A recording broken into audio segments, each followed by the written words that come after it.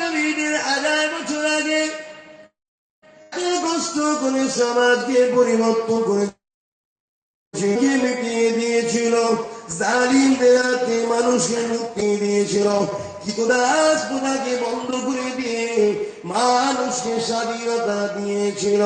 সেই নবীর গোলাম হিসাবে বলে যায়, যতদিন বাঁচবো আমরা কোন মানুষের উপরে জুলুম হলে তার পাশে দাঁড়িয়ে ওই জালিমের হাতে মুসলিমকে বাঁচাবার চেষ্টা করব, ঠিক না বেটি? কেন নবী আমার জানিয়ে দিয়েছে, আল্লাহর সৃষ্টিকে যে ভালোবাসবে, অসহায়কে যে ভালোবাসবে, মুসলিমকে যে ভালোবাসবে, কেন কিয়ামতের ময়দানে কঠিন দিনে যখন তুমি বিপদে পড়ে যাবে, আমার আল্লাহ পাকের দয়া তোমার উপরে বর্ষণ হতে থাকবে।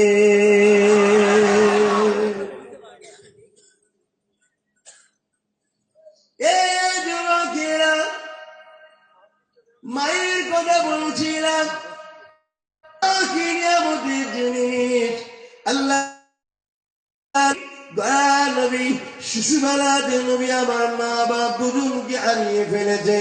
দুনিয়া আসার আগে মায়ের গর্ভে থাকা অবস্থায় আল্লাহ নবী আব্বা জানকে হারিয়ে ফেলেছিলেন। দুনিয়ার জমিনে এসে কয়েকদিন মায়ের কোলে থাকা অবস্থায় আল্লাহ নবী দুদু হালিমা কাছে চলে গেল, আবার ফিরে আসলো আম্মা আমিনার কাছে। কয়েকদিন থাকার পরেও আম্মা আমিনা দুনিয়া জমিন দিয়ে চলে গেছে। এতিম নবী আমার, বাবার মা খারা নবী আমার।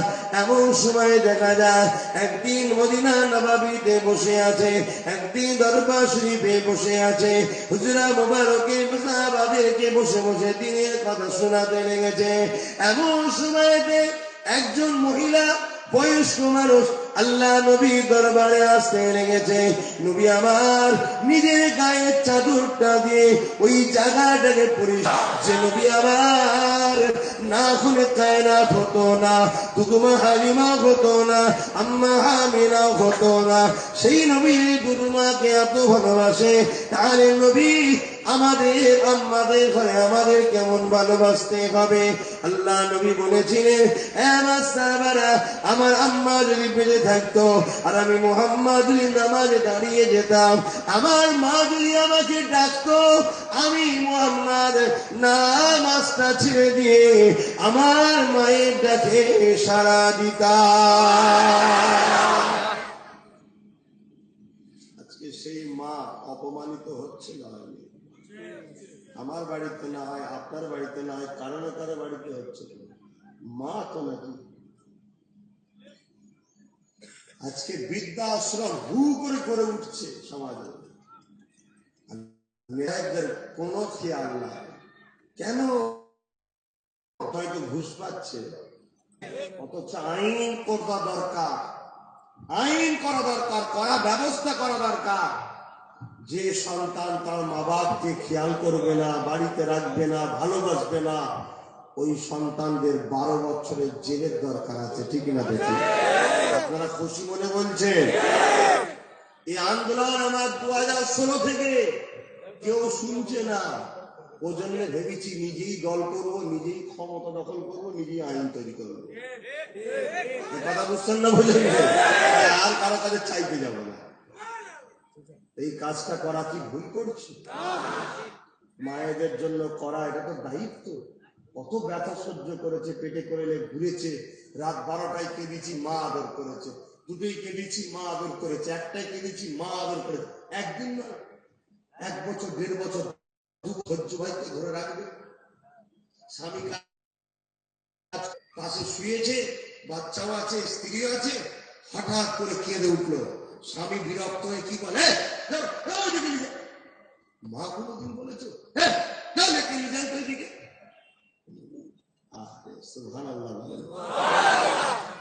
সেই মা রাত্রি নিয়ে কোলে করে আদর দিয়ে ঘুম করাচ্ছে, স্বামী কিন্তু ঘুমিয়ে গেছে। খারাপ নেবেন না বাবা, আমরা পুরুষ, কিন্তু সত্যি আমার আল্লাহর সৃষ্টি। এজন্য আমার আল্লাহ বলেছেন যে বাপের থেকে মায়ের দরজা আবার বেশি। জোরে বলুন সুবহানাল্লাহ। কেন? বাপ হলো জান্নাতের দরজা, আর মা হলো খোদ নিজেই জান্নাত। জোরে বলুন সুবহানাল্লাহ। কেন? তার অবদান ঠিক না ঠিক গো? এক ব্যক্তি রসুলকে এসে জিজ্ঞেস করছে, হুজুর আমার উপরে সব থেকে বেশি কার হক? রসুল বললেন তোমার মায়ের, তারপরে তোমার মায়ের, তারপরে তোমার মায়ের, তারপরে তোমার বাপের। 3 গুণ সম্মান বেশি পাচ্ছে। এই ঠান্ডার সময় এই বাংলাতে হাজার হাজার মা এমনও পাওয়া যাবে যারা এই ঠান্ডায় একটা কম্বল পর্যন্ত পায় না, তার ছেলে তাকে দেখেনি। এটাই তো মানবতা। কিসের স্বাধীনতা তুমি বলো যেখানে মানবতা নেই? অতএব দেশের গভর্নমেন্টকে আইন করতে হবে। এটাই আব্বাস সিদ্দিকীর লড়াই, এটাই আমার প্রতিবাদ। আইন করতে হবে। যে ছেলে তার মা বাপকে দেখবে না তাকে জেলে দেওয়া হবে। এই আইনের জোরে তবেই তো মা বাপকে দেখবে ছেলেরা। মা যখন খুশি থাকবে, সুরক্ষা তখন খুশি হবে। কেন হাদিসে কুদসি এটা। মা বাপ যার উপরে রাজি হয়, মহান স্রষ্টা তার উপরে রাজি হয়। জোরে বলুন সুবহানাল্লাহ। যে সমাজে মা বাপের চোখে পানি পড়ে, সেই সমাজে ভ্যাকসিন এনে সরকার রোগ রুখতে পারবে না। সরকার ভুল জায়গায় কাজ করছে। ভ্যাকসিনের সাথে সাথে এই বিপদটা এলো কেন, এই তদন্তটাও শুনছেন না শোনেননি? মাথা মুদালিয়া দেশ চলে, আগল পাগল দ্বারা সমাজ চলে, যাদের মধ্যে মানবতা নেই, প্রেম নেই, উদারতা নেই। আরে যে সমাজে মা বাপ কাঁদে, সে সমাজের হিন্দুর মা হোক আর দলিতের মা হোক আর খ্রিস্টানের মা হোক, মা মা হয় রে বাবা। তার যে হেসানটা আছে বাচ্চার উপরে, হেসান চুকানো যাবে না। এই যে একটা অসহায় আল্লাহর সৃষ্টি আজকে অপমানিত, বেইজ্জতি হচ্ছে, এর যদি প্রতিরোধ না করা হয়, এ সমাজে করোনার মতো আরো বড় বড় ভাইরাস আসবে। তুই কত ভ্যাকসিন করবি? অতএব জোর থেকে তুলতে গেলে অসহায়কে আশ্রয় দিতে হবে। আমার অতে কি আপনারা ভালো লাগছে না খারাপ? আমার কথা বুঝতে পারছেন তো? হ্যাঁ, এটা সব দেখছে। শুধু আমার মাটাই ভালো আছে না, আমার পাশের বাড়ির মাটাকেও দেখতে হবে আমাকে। কথা বুঝছেন না? বোঝেন না? তার জন্য আমি ডাইরেক্ট দেখতে না পারি, একটা রুলস তৈরি করার ব্যবস্থা করছি। এই জন্য আমি আন্দোলন নেমেছি। আজ এই আন্দোলনে আমার সাথ প্রত্যেকটা মা বাপের প্রেমিকদের দেওয়া দরকার আছে না? না, সে হতে পারে হিন্দু, হতে পারে দলিত, হতে পারে মতুয়া, হতে পারে আদিবাসী, হতে পারে মুসলমান, যেই হোক, যে চাই মা বাপ ইজ্জত পাবে তারই উচিত আমার আন্দোলনের সাথে।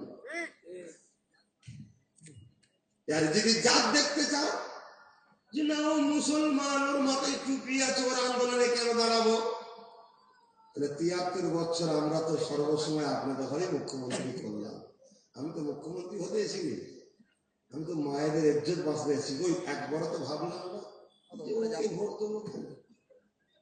এই ভেবেছেন কখন? কে কম উদার মন, সেটা আপনারাই বিচার করলেন। ঘাস তৈরি হতে চলেছে বাংলায় ইনশাআল্লাহ। বাবেরা না জওয়ানেরা, মা কি নিয়ামতি জিনিস রেখে দেন, আর আমি আপনাদের কাছে জানিয়ে দিই। এ যুবকেরা, এ নবী পাকের প্রেমিকেরা, আল্লাহ নবী দিন দুনিয়া বাসাবিহুল্লাহ গভীর রাতে সাহাবাদের নিওয়াজ করতে লেগেছেন। এ যুবকেরা, আপনারা তরুণেরা, আন আবি উমামা আন্না রাসূলান ক্বালা ইয়া রাসূলাল্লাহ মা হাক্কুল ওয়ালিদাইনি আলা ওয়ালাদি ক্বালা মা জান্নাতুকা নারুকা। আল্লাহ নবীর কাছে একটা ব্যক্তি আসলো, হযরত আবু উমামা থেকে আনিশটা রয়া, ইয়া রাসূলুল্লাহ হাবিবাল্লাহ, আমার উপরে কাদের মা বাপের উপরে আমাদের হক কি? আল্লাহ নবী বলেছেন ওমা জান্নাতুকা নারুকা। বাবা ছেলে, তুমি যদি মাকে মাকে যদি খুশি রাখতে পারো, মাকে যদি তুমি প্যার করতে পারো, ওমা জান্নাতুকা, তাহলে তুমি আল্লাহর জান্নাতি হবে। যার মা ঘর থেকে দোয়া করে তার কোনোদিন দুনিয়ায় কোনো সমস্যা থাকে?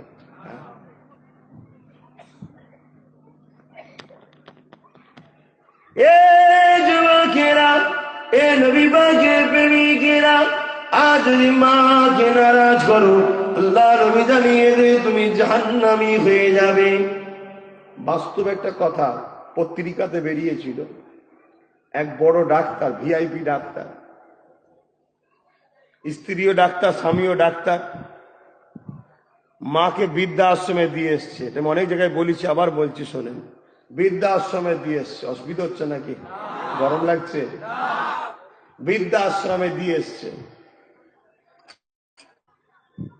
একদিন হঠাৎ করে বৃদ্ধা আশ্রম থেকে, তোমার মায়ের অবস্থা খুব ভালো নয়, তোমাকে আবার দেখতে চাইছে। মাসে মাসে পয়সা পাঠায়, যারা সেবিকা আছে তারা চিকিৎসার সেবা করে, দেখতে চাইছে। ছেলে এসে দেখছে সত্যি মায়ের অবস্থা ভালো না, চলে যাবে। তখন ছেলে বলছে, মা তুমি তো চলে যাবে, শেষ কোনো ইচ্ছা আছে? মা বলছে, যে বাবা পাখাটা দেখছিস, এই পাখাটা প্রায় সময় বন্ধ হয়ে থাকে বাবা, গরমে খুব কষ্ট হয়, এটাকে চেঞ্জ করতে। ছেলে অবাক হয়ে গেছে, মা তো চলে যাবে, তো পাখা চেঞ্জ করে কি হবে? তা জিজ্ঞেস করছে, মা তুমি তো চলে যাবে পাখা চেঞ্জ করে? বলছে, বাবা না রে, তুই যখন আসবি তোর কষ্ট হবে, আগে থেকে চেঞ্জ করে রাখ। দেখুন, বাচ্চার না কষ্ট হয় আগে থেকে ভাবছে মা। আর মা জানে প্রথা চালু হয়ে গেছে যখন, আমার ছেলেকেও পাঠাবে তার ছেলে। অর্থাৎ এই প্রথা যদি আমি না রুখতে পারি, আমার ছেলে আমায় পাঠাবে, আপনার ছেলে আপনাকেও পাঠাবে। আজ যুবক বয়স হয়তো ভালো লাগছে না, আজ হয়তো যুবক ভালো লাগছে না, বুড়ো বুড়ি ঝামেলা কে নেবে রে বাবা, কিন্তু তোমার এক বিধি হও, তোমারটা আর এক কাঠি বাড়া হবে। কি তোমাকে আল্লাহ যেটা দেবে ও আর এক কাঠি বাড়া হবে। এখন তবুও একটু যারা দিচ্ছে হয়তো এসি ঘরে দেবে, তখন বলবে চুলোর ধারের রুমটা দিয়ে, যাতে গরমে তাড়াতাড়ি মরে। হেসুনি বাস্তব, সাবধান হবে। বাবেরা, নওজওয়ান তরুণেরা, এ নবী পাকের প্রেমিকেরা, আল্লাহ নবী জানিয়ে দিলেন, লা ইয়ারহামুল্লাহু মান লা ইয়ারহামুন নাস, যে মানুষকে ভালোবাসে না, আল্লাহ পাকের দয়া সে পাবে না।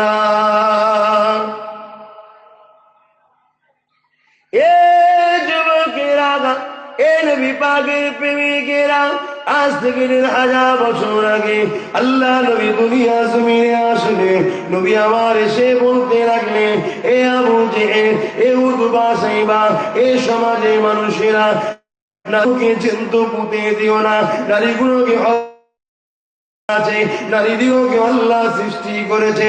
কিন্তু তৎকালীন সময় জালিমরা বলেছিল, এ আব্দুল্লাহর বেটা মুহাম্মদ, তোমার কথা আমরা মানছি না, নারীদের বাঁচার স্বাধীনতা নেই, নারীরা হলো অশুভ, এদের স্বাধীনতা নেই, এদের কথা বলার অধিকার নেই। এ যুবকেরা, তরুণেরা, বাবেরা, আজ সমাজে দেখা যায়, আজকের দিনে তো নারী মানে যেন ভোগের জিনিস হয়েছে, নারীদের যেন কোনো অধিকার নেই। এই পেপার খুললে দেখা যায় অমুক জায়গায় পুড়িয়ে দিয়েছে, অমুক জায়গায় জিপ কেটে দিয়েছে, অমুক জায়গায় মন্দিরের মধ্যে ভরে রেপ করেছে 7 দিন ধরে, অমুক জায়গাতে এই হয়েছে, এই হয়েছে। এইভাবে ডেলি দেখা যায় নারী নারী নারী, নারীদের উপরে অত্যাচার করতে লেগেছে, অথচ আল্লাহর সৃষ্টির উপরে জুলুম হচ্ছে। আর আমি আল্লাহকে ভালোবাসি, আল্লাহর সৃষ্টিকে ভালোবাসবো না, এই ধোঁকাবাজিটা বন্ধ করুন। মুনাফিকের খাতায় নাম উঠছে, কাফেরের থেকে শুনে রেখে দাও, এই বিশ্বাস পীর যারা আলেম মুআল্লিমরা শুনে রেখে দাও, এই মুনাফিকি করা হচ্ছে। কারণ আল্লাহকে যদি ভালোবাসেন, আল্লাহর সৃষ্টিকে ভালোবাসতে হবে। আন্দোলন সবার মুখে তোলা দরকার, নারীদের বেহুসুরি বন্ধ করতে হবে। যদি কেউ নারীদেরকে পুড়িয়ে দেয়, কেউ যদি নারীদেরকে দর্শন করে মেরে দেয়, তার একটাই শাস্তি হবে কতল, তাকে মেরে দেওয়া হবে, তার বাঁচার কোনো অধিকার না। আল্লাহ নবী বারবার বলেছিল, আবু জেহেল, উতবা, সাইবা, আবু লাহাব শুনতে চাই না। যখন আমার নবী পাক নিজের রাষ্ট্রকে নিজের হাতে দায়িত্ব নিল, আল্লাহ নবী নিজের রাষ্ট্র প্রধান যখন হলো, নবী আমার আইন তৈরি করে দিল, যদি কেউ নারীকে ধর্ষণ করে হত্যা করে, তার বিনিময়ে একটাই শাস্তি হবে কতল। আমার নবী পাক 10টা বছর রাষ্ট্র চালিয়েছিল, এই 10টা বছর আইন করা হওয়ার জন্য একটা নারী প্রস্তুতি নেই।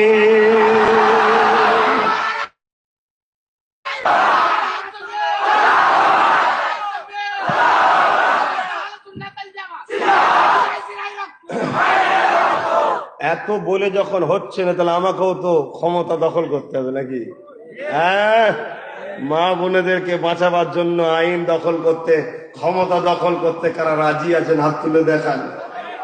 দরকার আছে না? না, আমাদের উদ্দেশ্য কোন চাচাকে আরবপতি করা নয়, আর কোন ভাইপোকে হাজার হাজার কোটি টাকার মালিক করা উদ্দেশ্য নয়। আমাদের উদ্দেশ্য এ ভারত রেপ মুক্ত ভারত করতে হবে, এ বাংলা রেপ মুক্ত বাংলা করতে হবে, এটাই আমাদের উদ্দেশ্য। এ বাংলা মাতৃ সদন মুক্ত বাংলা করতে হবে, মায়ের সেবা ছেলে করবে। কথা বুঝে আসছে? যাদের নেই, কেউ নেই, আর নেই, সেসব দায়িত্ব সরকার নেবে। তখন এই নিতে পারবে না সরকার, না ছেড়ে দে, কেন ধরে বসে আছি আটকে? আজকে কখনো ইউপিতে শুনছি, কখনো কাশ্মীরে শুনছি, কখনো আমার বাংলার কামদুনি শুনছি, কখনো রায়গঞ্জে শুনছি, কখনো দিনাজপুরে শুনছি। চারিদিকে কি একটা যেন হচ্ছে।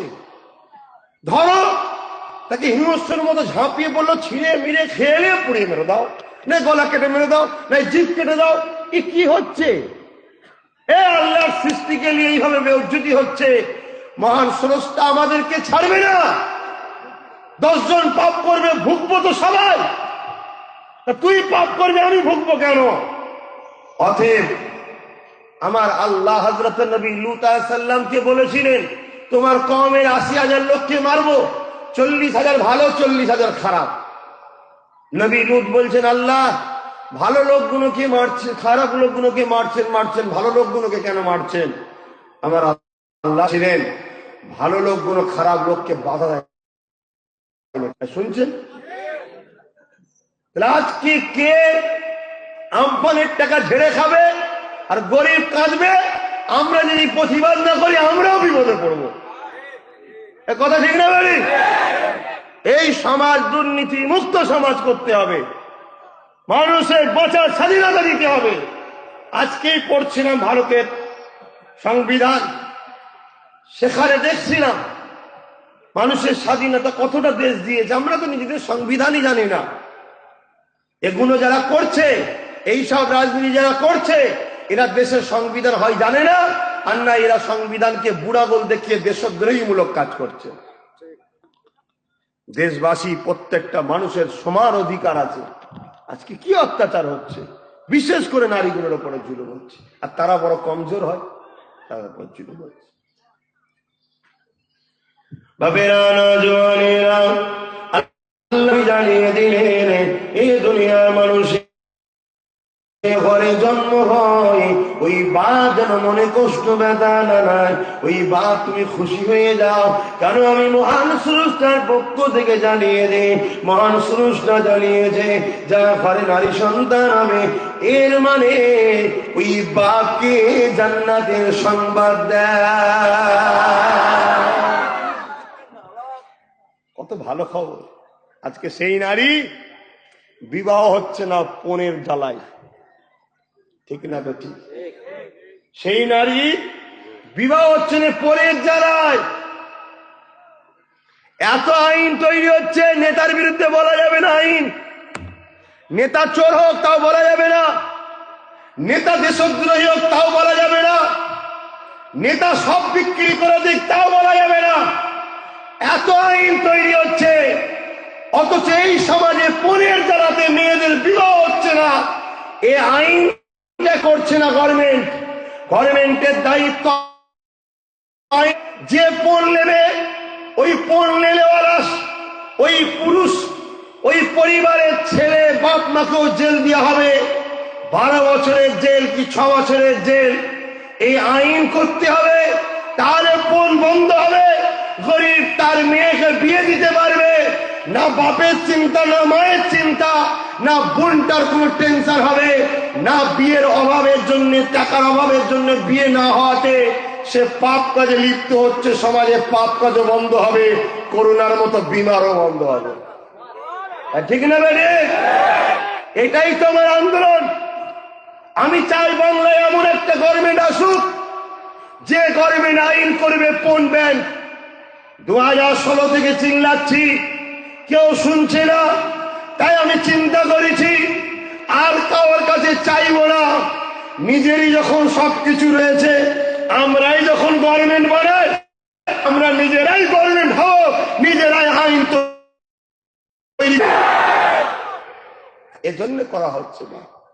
আপনারা জানেন, সমীক্ষা বলে যাচ্ছি, ডাটা আমার কাছে আছে, বলছি এই বাংলায় 100টার মধ্যে 60 থেকে 70টা মেয়ে পেটের জ্বালায় দেহ বিক্রি করছে। বড় লজ্জার সাথে বলতে হয়, নামাজি হাজির অভাব নেই, নামাজির অভাব নেই, পীর সাহেব পীরজাদার অভাব নেই, মৌলানা মুফতির অভাব নেই।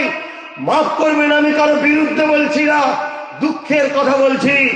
100র মধ্যে 60 থেকে 70টা মেয়ে আমার কওমের দাবিদার। পেটের জ্বালায় বাচ্চা বিমার হয়েছে, ওষুধ কিনতে পারেনি, টাকার অভাবে কেউ টাকা দিচ্ছে না, রাস্তার দেহ বিক্রি করে বাচ্চার ওষুধ কিনছে। মা বিমারে ছটফট করছে, তার চিকিৎসা করতে পারছে না, পয়সা নয়, দেহ বিক্রি করে চিকিৎসা করছে। পেটে খাবার নেই, না খেতে পারার জন্য সে দেহ বিক্রি করে পেট চালাচ্ছে। বাংলার মুসলমান, তোমরা 73 বছর ধরে বাম কংগ্রেস টিএমসির দালালি করে গেলে, আর 22,000 কোটি টাকা তোমার মুসলমানের ব্যক্তিগত টাকা এই বেঈমান গুলো 73 বছর ধরে লুটে খাচ্ছে। তাই আমি আব্বাস সিদ্দিকীর দাবি হলো, আসো দল তৈরি করি, নিজেরা ক্ষমতায় আসি, 22,000 কোটি ওই মুসলিম শুধু নয়, 100টা মেয়ে যেভাবে বেরিয়ে হোক, সবাইকে দেহ ব্যবসা থেকে তুলে নিয়েছে, তাদের কর্মপেটের ব্যবস্থা করে তাদেরকে অকাল সম্পত্তি দিয়ে তাদের অভাবকে আমরা দূর করে দেবো। এর জন্য এগিয়ে এসেছি, দরকার আছে না নয়?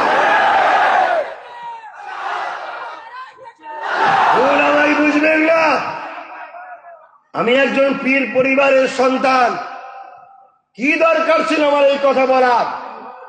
কারণ এটা আমার ইমানি দায়িত্ব। কিয়ামত দিন আল্লাহ ধরবে আমাকে।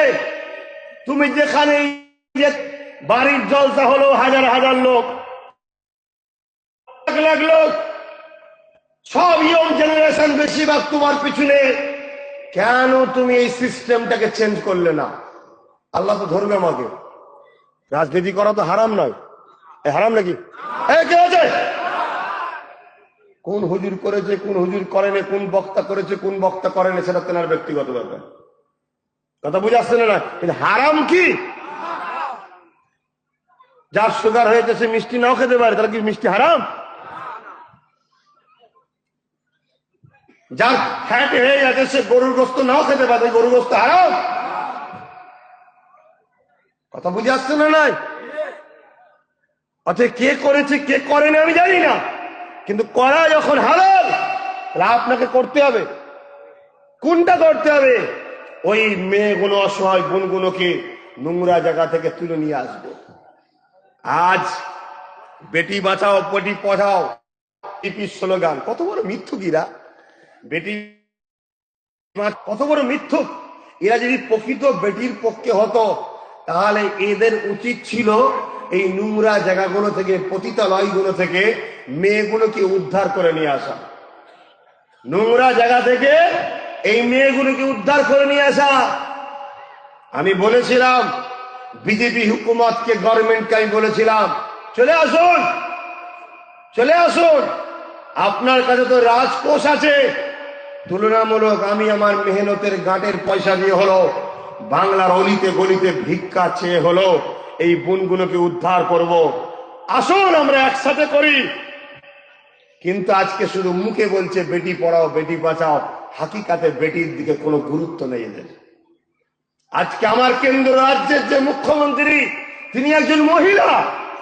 মহিলা হয়ে দুঃখের সাথে বলতে হয়, মহিলা হয়ে মহিলার ইজ্জতের রেট লাগাচ্ছে। নাউজুবিল্লাহ। শোনেন না আপনারা? কেউ ধর্ষিত হয়ে গেলে এত টাকা শোনেন? আরে আইনটা উল্টো করুন, আইনটা উল্টো করুন। আপনি একটা মহিলার গুরুত্ব কেন বুঝলেন না? আইনটাকে উল্টো করুন, যে ধর্ষণ করবে তার ফাঁসি হবে, এই আইন করুন। কেউ না সাপোর্ট করবে, আব্বাস সিদ্দিকী সাপোর্ট করবে, ঠিক না? দুঃখ আফসোস এটাই। আর আমাদের মতো মানুষ, আপনাদের মতো ভালো মানুষ যারা সরে যাওয়ার জন্যই কিন্তু আজকে শূন্য স্থানে সব খারাপ গুলো ঢুকে গেছে। আপনি আগিয়ে আসুন, এই সমাজকে বাঁচাতে হবে, এটা আমাদের দায়িত্ব। বাপ, এই কাজটা একটা গায়ের মুসলমান করলে একটা মানবতার খাতিরে করছে, একটা দায়িত্ব পালন হচ্ছে। কিন্তু আমরা যদি এই কাজ করি, আমাদের দুটো পালন হবে, একটা মানবতা পালন হলো আর একটা ধর্মীয় স্বভাব হবে। জোরে বলুন সুবহানাল্লাহ। না হুজুর, তুমি জলসায় এসে এসব কথা বলবে কেন? তা আমি কোথায় কি বলবো শিখবো? হ্যাঁ, কপাল ফাটা, তোর বাপ, তোর দাদু, তার গোষ্ঠী, তোর নানা, তোর নানি, তোর খানদান ইসলাম পেয়েছে আমার বাপ দাদা গোষ্ঠী রসিলাই। সত্য না মিথ্যা? আজকে সামান্য পঞ্চায়েতের 2 কোটি ঝেড়ে খাবার জন্য বিরোধী করছিস, কপাল ফাটা। সামান্য কিছু টাকা পাওয়ার জন্য বিরোধী করছিস, হচ্ছে পৃথিবীর বুকে শান্তি প্রতিষ্ঠিত হয়েছে আমাদের খুনের বদৌলতে। আবু বকর সিদ্দিক হোক, আর ওমর ফারুক, আর উসমান গনি হোক, হযরত আলী হোক, সেই পরিবারের সন্তান আজকে সামান্য লোক ছাড়তে পারছে না। এমনি ধ্বংস হচ্ছে নাকি? আগিয়ে আসো, বদদুয়ার হাত থেকে বাঁচতে গেলে ফিরে আসো, না খোদার গজবে পড়ে যাবি। কলেমা বেরোবে মরণের সময়, মমতা বেরোবে মরণের সময়। শুনতে পাচ্ছিস? মরণের সময় বুদ্ধদেব বেরোবে, শুনিয়া বেরোবে, মুদি করবি। কথা বুঝে আসছে? সুধীরে যে এখনো সময় আছে, এখনো সময় আছে। জালিমদের পিছনে থাকা যাবে না, জুলুম করা। কথা বুঝে আসছে? হ্যাঁ, বিনিময় করা আলাদা। বিনিময়, কিছু দিয়েছো কিছু নাও, এটা আলাদা জিনিস। আমি ব্যবসা করতে পারি, কারবার করতে পারি, বিনিময় করতে পারি। কথা বুঝে আসছে না? নাই, তুমি আমায় কিছু দাও, আমি তার বিনিময় তোমায় কিছু দেবো। সেজন্য আমি বলেছিলাম 44 আমাকে দাও, 250 আমি তোমায় দেবো। সেজন্য বলেছিলাম বিনিময় ছাড়া অন্য কোনোভাবে জালিমদের পিছনে দাঁড়ানো সম্ভব নয়, মিথ্যুকদের সাপোর্ট করা সম্ভব নয়, ধোঁকাবাজদের সঙ্গে সাথ দেওয়া সম্ভব নয়, দেশদ্রোহীদের সঙ্গে মিশা সম্ভব নয়। কেন দেশদ্রোহী কারা? যারা দেশকে ক্ষতি করে, তারাই দেশদ্রোহী। আজকে দেশের আরব কোটি টাকা এক একটা নেতা সব ফান্ডে। এই দেশের উন্নতি হবে, এই জন্য তো দেশের সব শেষ হয়ে যাচ্ছে দেশটা। এবার যদি বলেন হুজুর আপনি হজ করতেছেন, দেশের কথা বলছেন কেন? এই জন্যই বললাম তো, না জানা থেকে জেনে নাও। মাদার টেরিজা সমাজ সেবা করেছে, মানুষের সেবা করেছে, কিন্তু পাইনি, মানবতার কাজ করেছে। কিন্তু আমি নেকি দুটোই পাবো। যেটা বলুন সুবহানাল্লাহ। কেউ দেশ সেবা করলো, সেটি গায়ের ইসলাম হয়, মানবতার খাতিরে করলো, মানবতা তার পরিচয় থাকবে। কিন্তু আমি যদি দেশ সেবা করি, ওটা একটা যেমন মানবতা, আর একটা হলো আমি ধর্মীয় কাজ করলাম। জোরে বলুন সুবহানাল্লাহ। কারণ আল্লাহ বা কোরআন পাকের মধ্যে বলেছেন, লাকাদ কানা লাকুম ফি রাসূলিল্লাহি উসওয়াতুন হাসানাহ। এ দুনিয়ার মানুষেরা, আমি আল্লাহ আমার দোস্ত নবী মুহাম্মদ রাসূলকে তোমাদের জন্য মডেল করে পাঠিয়েছে। নামাজ পড়বে নবী দেখো, রোজা রাখবে নবী দেখো, হজ করবে নবী দেখো, যাকাত দেবে নবী দেখো, দান খয়রাত করবে নবী দেখো, টোটালটা নবীকে দেখো। দেশকে ভালোবাসবে নবীকে দেখো, দেশবাসীকে ভালোবাসবে নবীকে দেখো। আল্লাহ জীবনীতে রয়েছে, নবী আমার নিজের জন্য কেঁদেছে। কথা বুঝে আসছে না? না, নবী মক্কার জন্য কেঁদেছে। মক্কার কি করে উন্নতি হবে, মক্কা কি করে জালিম গভর্নমেন্টের হাত থেকে রেহাই পাবে, মক্কায় কি করে দুর্নীতি বন্ধ হবে, নারীদের উপরে জুলুম বন্ধ হবে।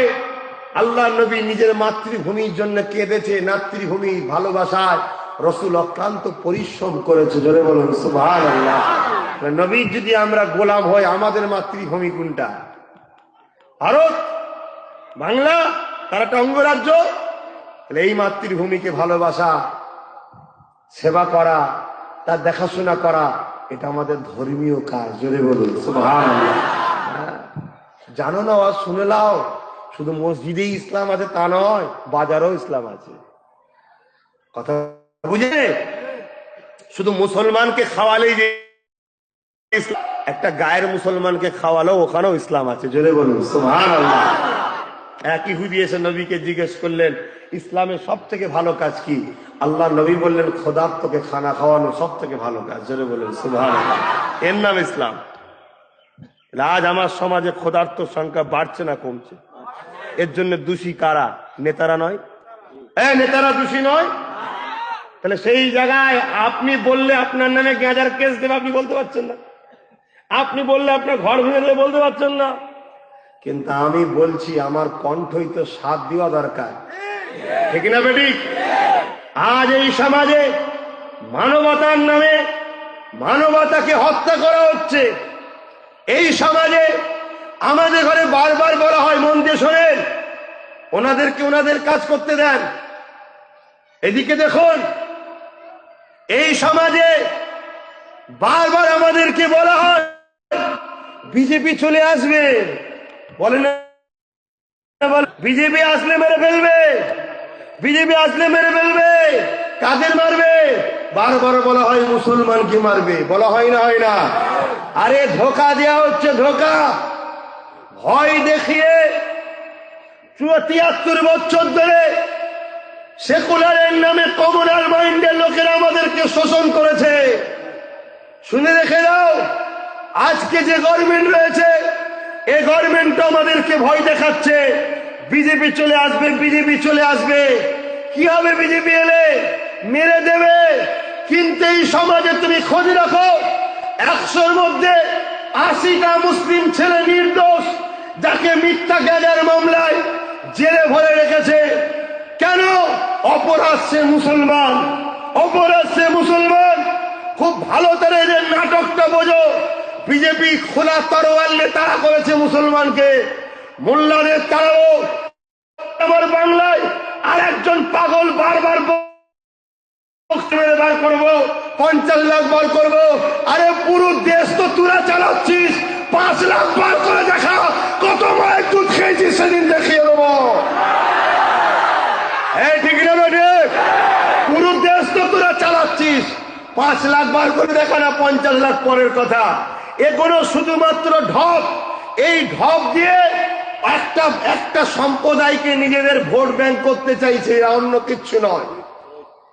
কিন্তু মনে রাখবেন, ৭৩ বছর ধরে কি হয়েছে শোনেন। প্রকাশ্য তরোয়াল নিয়ে বিজেপি তাড়া করছে, মুসলমানকে মারবো, মুসলমানকে মারবো, মুসলমানকে মারবো। আমরা মুসলমান ভয়ে ছুটছি, কংগ্রেস ঘরের দরজা খুলে দিয়েছে, চলে আয়, চলে আয়, চলে আয়, ঘরে ঢুকে পড়, ঘরে ঢুকে পড়। আমরা কংগ্রেসের ঘরে ঢুকে গেছি, কংগ্রেস বাইরে থেকে তালা মেরে দিয়েছে, দিয়ে বলছে, দেখলি বিজেপির হাত থেকে বাঁচাবার জন্য কেমন তালা মেরে সেফটি রেখেছি। কিন্তু এই তালার মধ্যে ১ বছর খাবার কিন্তু দেয়নি। এই শুনছেন না? খাবার দেয়নি, তালা মেরে সেফটি বলছে। অর্থাৎ ও তরোয়াল নিয়ে মারতে, এক কপি মেরে দিত, যাক বাপ, ছটকা ছটকি করে চলে যেতাম। এ তো দোদকে দোদকে মারলো। এক কথা মাথায় ঢুকছে না? ঢোকে নে? আবার তরোয়াল নিয়ে বেরিয়েছে, বিজেপি মারবো, মারবো, মারবো। বামফ্রন্ট দরজা খুলে দিয়ে বলছে, চলে আয়, আমি বাঁচাবো, চলে আয়, চলে আয়। আর আমার ভাই বোন, মা বাপ গুলো বোকার মতো ছুটে ঢুকে গেছে বামফ্রন্টের ঘরে, ঢুকে গেছে, ও দরজার তালাতে দিয়েছে। কোনো চিন্তা করবে না, তালা দিয়ে রেখে দিয়েছে, তোমরা সেফটি থাকবে। কিন্তু ভেতরে পানিও দেয়নি, ভাতও দেয়নি, চালও দেয়নি, কাপড়ও দেয়নি, গোসল করতে দেয়নি। তার মানে বুঝতে পারছে না, চাকরি দেয়নি, উন্নতি দেয়নি, শিক্ষা দেয়নি, কোনো কিছু দেয়নি। কথা বুঝছেন না? বোঝেন না? দোদকে দোদকে দোদকে দোদকে মারছে। এখন আমাদের দিদিমণি বেশ ঘুমটা টুমটা দিয়ে লা ইলাহা ইল্লাল্লাহ মুহাম্মদ রাসূলুল্লাহ এসে গেছে। আমরা ভাবলাম এইটাই আমাদের মূল, আল্লাহর ওলি একটা পেয়েছি, আর কোনো টেনশন নেই আমাদের, আমরা পুরো বেঁচে যাবো এবারে। কথা খারাপ লাগছে? আরো কষ্ট হচ্ছে? আমি আমার মাকে বাঁচাচ্ছি, আমি আমার বাপকে বাঁচাচ্ছি, আমি আমার ভাইকে বাঁচাচ্ছি, আমি আমার বোনকে বাঁচাচ্ছি। আপনি আপনার তালে থাকেন, যার কষ্ট হচ্ছে চলে যান। কিন্তু আমার মাকে আমি বাঁচাবো, আপনার কষ্ট হচ্ছে কেন? আমার বোনকে আমি বাঁচাবো, তো আপনার বুক ফাটছে কেন? ও আমার মায়ের হয়ে কেউ এতদিন বলা ছিল না বলে যা খুশি করেছো, আমার ভাইয়ের হয়ে বলার ছিল না বলে যা খুশি করেছো, এবারে ঘরে ঢুকিয়ে নিচ্ছি, খুব বুক ফাটছে না? হ্যাঁ, তোদের হয়েছে কি? হার্ট ফেল করে মরে যাবি তোরা। কথা বুঝে আসছে না? এখনো অনেক বাকি আছে। জলাতঙ্ক কুকুরের যেমন রোগ হয়, নিজেকে নিজে কামড়ায়, তোরা নিজেরা কামড়া কামড়ি করতে করতেই মরে যাবি। কথা বুঝে আসছে? শোনেন, তারপরে এসে বলছে চলে আসো চলে আসো চলে আসো। আমি চিন্তা না, আমরা ভাবলাম আপন পেয়েছি, সব তালা মেরে রেখে দিয়েছে। এই কথা বুঝছে? তাহলে বলুন, তাহলে কে আমাদের আপন আছে? কে আপন? কেউ আপন আছে? যখন ঠকে যখন গেছি বারবার, আর কারোর উপরে ভরসা করা যাবে? শুধু ভোটের সময় এলে বলে ফু দেন, দোয়া করেন, কি আশীর্বাদ করে, বলে না বলে না? এই কিছুদিন আগে এসেছিল, অনেকে এসছে, বামও আসছে, টিএমসি আসছে, দিদিও আসছে, মানে তার দলের লোক আসছে, সবাই আসছে, শুধু বলছেন বুঝতেই তো পারছেন আপনাদের একটা অবদান আছে বাংলায়। আমি যে হ্যাঁ খুব বুঝতে পারছি, তো বলেন কি হয়েছে? না একটু দোয়া করবেন। আমি বলছি দোয়া করা এখন বন্ধ আছে, নিজের দোয়া নিজের মাথায় লোক এবারে। হ্যাঁ ঠিক না ভাই? আর দোয়া টোয়া করবো না, এবার নিজের দোয়া নিজের মাথায় লোক, নিজের টিম তৈরি করে ফেলছি। কি গো বাপ, ঠিক না বেটি? এই পরের হাটে মাল করতে গেলে বাপ সমস্যা, কখন বলে ওখানে না ওখানে, এই সব সমস্যা। অত সমস্যা দেখ নিজে হাট তৈরি করলি, তুই নিজের হাটে নিজে বসতে হবে খদ্দের নিয়ে। ঠিক না ঠিক গো? কথা বুঝে আসছে? আজকে বলো, এই সমাজে এমনও ছেলে আছে, আমার কমের মধ্যেও আছে, মাধ্যমিকে 90% নম্বর পেয়েছে, বাপকে বলছে আব্বা দেখো 90+ নম্বর, আমি ডাক্তার হবো আব্বা, আমি ইঞ্জিনিয়ার হবো, আমি জজ হবো, আমি পুলিশ অফিসার হবো, দেশের সেবা করব, গরিবের সেবা করব, ডাক্তার হবো। কিন্তু বাপ তো ভ্যান চালিয়ে খায়, দিন মজুরি করে খায়, সেলসম্যান করে খায়, হকারি করে খায়। বাপ তখন বলছে বাবা আমি পয়সা কোথায় পাবো, তোকে যে পড়াবো। ছেলে বাইনামা ধরেছে, টেনে মেরেছে এক চট, যা অমুকের দোকানে বলে দিয়েছি কাল। আজকে আমার কোনকে জানতে চাই, ভোরবেলা উঠে লাইন দিয়েছেন কেন? নামের বানান বলে এনআরসি হবে। যদি আগে থেকে এটা ভাবতেন যে আমার কমকে শিক্ষিত করব, তাহলে এই নামের বানানটা ভুল হতো না। কেন আপনি মূর্খ, আপনার ছেলে মূর্খ, আপনার মেয়ে মূর্খ, আপনার বাপ মূর্খ, আপনার গোষ্ঠী সব মূর্খ। বানান ভুললেই একদিন বসেছিলেন, যদি একটা কেউ ঘরে শিক্ষিত থাকতো তাহলে খুলে বলে দিত এটা ভুল হয়েছে। এবং যেখানে নামে সংশোধন হচ্ছে বা নাম যেখানে তোলা হচ্ছে, ওখানে আপনার লোক না থাকার জন্যই তো নামের ভুল হয়েছে। আজকে আমি চাই, সরকারের টাকা চাই না, সরকারকে দিতে হবে না। আমাদের পূর্বপুরুষরা যার টাকা রেখে গেছে, ওয়াকফ এস্টেটের টাকা 22,000 কোটি টাকা থেকে আইন করতে হবে, বিল পাস করতে হবে। 90% যে ছেলে মেয়ে মুসলমানের রেজাল্ট হবে, তাদের ব্যক্তিগত বাবাকালীর টাকা ওয়াকফ সম্পূর্ণ ফ্রি পড়ানোর ব্যবস্থা করতে হবে। এই আইন, এই বিল, এই পাস হওয়া দরকার আছে না নাই? চিল্লাচ্ছি 2016 থেকে কেউ আইন পাস করছে না, তাই আমি ভাবলাম আর কারো কাছে চাইবো না, নিজে দল করব, নিজে বল তৈরি করব, নিজে তৈরি করে নিজের বাচ্চার জন্য আইন পাস করে দেবো। ঠিক না বেঠি?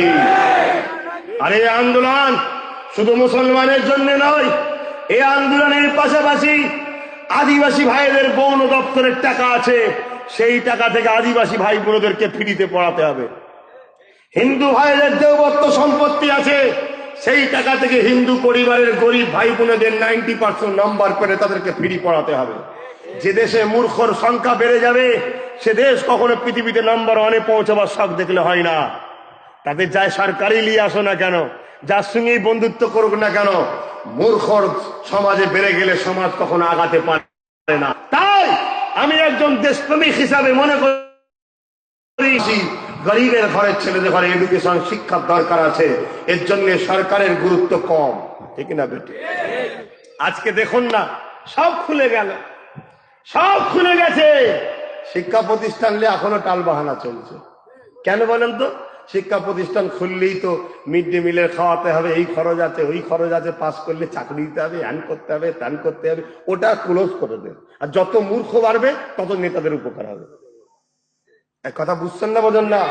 তাহলে সেই জায়গায় আমি একজন ভারতীয় হিসাবে এই অন্যায়টা মেনে নিতে পারি, তাই আমি এই কাজ করতে নেমেছি। আপনাদের কার আপত্তি আছে নাকি? কিন্তু সেই ঘুরিয়ে ফিরিয়ে বারবার একটাই কথা ঘুরে ঘুরে আসছে, আব্বাস সিদ্দিকী যা করছে ভোট কেটে নেবে, বিজেপি চলে আসবে। আমি কার ভোট কাটবো ভাই? কার ভোট কাটবো বলুন? টিএমসি? এই টিএমসি ভোট, ভোটটা তো সম্পদ নাকি? ভোটটা কি ব্যক্তিগত সম্পদ? কার যে আমার থেকে কেউ নিতে পারবে না এমন ব্যাপার আছে নাকি? আমি কার ভোট কাটছি? বামের, কংগ্রেসের? না, আমি কারো ভোট কাটছি না। তোমার ভোট তুমি নেবে, তোমার ভোট তুমি নেবে, তোমার ভোট তুমি নেবে, তোমার যেগুলো নয় সেগুলো আমার ভোট আমি নেবো। কি ঠিক না বেঠিক? দিদি বলো না, মুসলমান সব তো আমার সাথে ছিল, তো মুসলমান তোমার নাকি? এই মুসলমান তোমার? মুসলমান তো আমার নবীর গোলাম, জোরে বলুন সুবহানাল্লাহ। মুসলমান যদি নবীর গোলাম হয়, নবীর বাচ্চাদেরই হবে মুসলমানরা, ঠিক না বেঠিক? তোর সাথে থাকবে কেন? হ্যাঁ, কারো সাথে আমরা থাকতে রাজি না, ঠিক না বেটি? আর একটা মনে রাখবেন, আমি যে ইউনিটটা তৈরি করছি শুধু মুসলমান নয়, আমরা দলিত, আদিবাসী, মতুয়া, যার দল নেই তার বল নেই। আমি আদিবাসী ভাইদেরকে বলেছি আপনারাও দল করুন, দলিতদের বলেছি আপনারাও দল করুন, মতুয়াদের বলেছি আপনারাও দল করুন। দল করুন, যেখানে আদি আমরা ভোট দেবো, যেখানে দলিত বেশি আপনারা দাঁড়ান আমরা ভোট দেবো, যেখানে মতুয়া বেশি আপনারা দাঁড়ান আমরা ভোট দেবো, যেখানে মুসলমান বেশি আমরা দাঁড়াবো আপনারা ভোট দেন। এভাবে চার ভাই মিলেমিশে এগিয়ে যাব। যারা প্রকৃত ভারতীয়, যারা দীর্ঘ বছর ধরে বঞ্চিত আছে, সমস্ত গরিব এক হচ্ছি, তারা হচ্ছে, তারা আসছে, এক হচ্ছে, আমাকে সাথে লিখছে। আপনারা কি আমাকে সাথে নেবেন? হাত তুলে বলছেন নেবেন, কথা দিচ্ছেন নেবেন, ধোকা দেবেন না তো? আপনারা যদি মনে হয় নিউ আধার কার্ড তাকিয়ে আসুন। তবে আমি এতটুকু জানি, কম করে যদি 40 থেকে 50টা আমায় দিতে পারেন, এই বাংলার বুকে আমি ইনকিলাব তৈরি করে দেবো। 73 বছরের প্রত্যেকটা হিসাব একটা একটা একটা একটা করে আদায় করব। একটা এমএলএ নেই, সারা বাংলা কাঁপিয়ে দিয়েছি। আর 44টা যদি 50টা দিয়ে দেন, সারা ভারত ইনশাল্লাহ দেব। কথা বুঝে আসছে না? মাথায় ঢুকছে বিজেপি চলে আসবে। হ্যাঁ, আবার কিছু কিছু লোক বলছে আমার সাথে নাকি বিজেপির টাকা পয়সার লেনদেন চলছে। তাহলে চিন্তা করুন, বিজেপিও আমাকে ভয় করে, তাই হাত করছে। কি আলহামদুলিল্লাহ বলা দরকার যে আমাদের ভাইকে সব বেটা ভয় করে।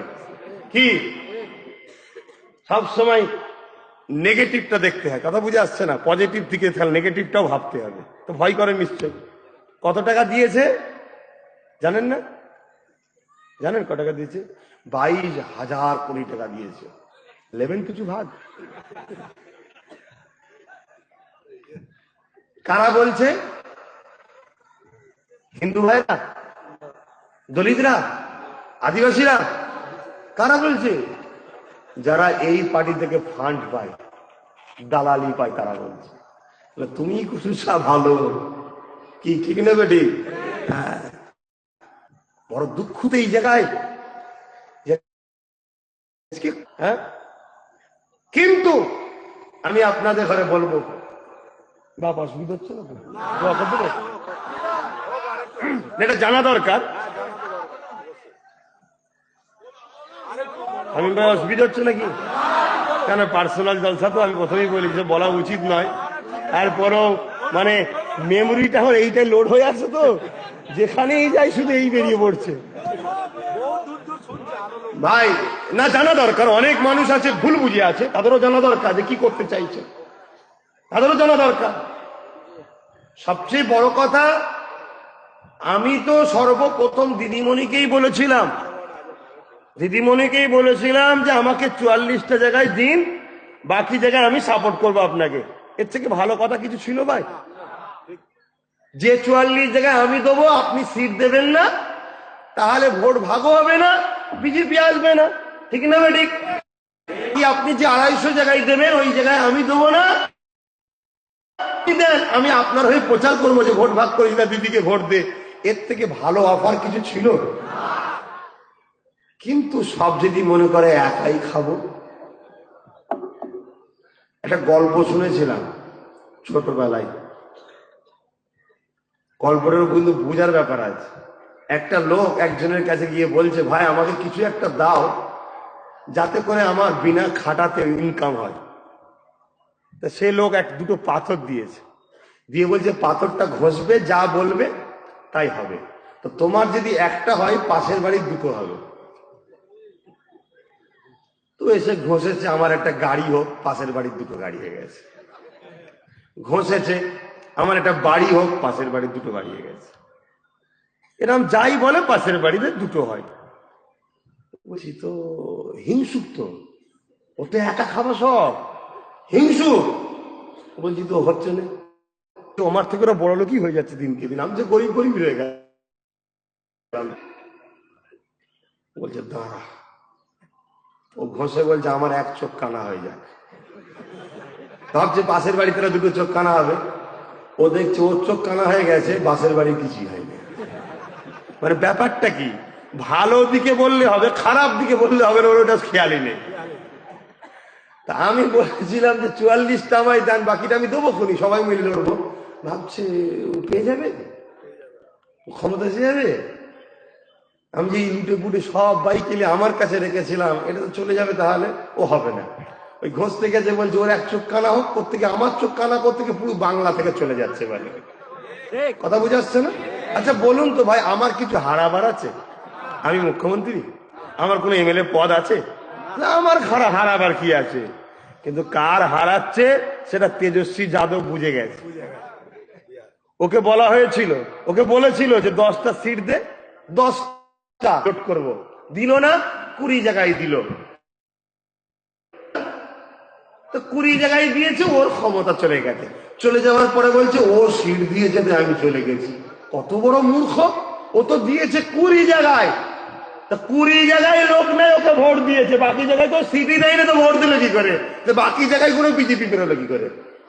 ঠিক না ঠিক গো? অতএব জাগো, বারবার বলছি, মুসলিম দলিত আদিবাসী মতুয়া এক হও, এক হও, যে যার দল করো, করে যার যেখানে মেজরিটি বেশি তোমরা দাঁড়িয়ে সব এক জায়গায় সেটিং হও, দেশটা আদিবাসী মুখ্যমন্ত্রী করো।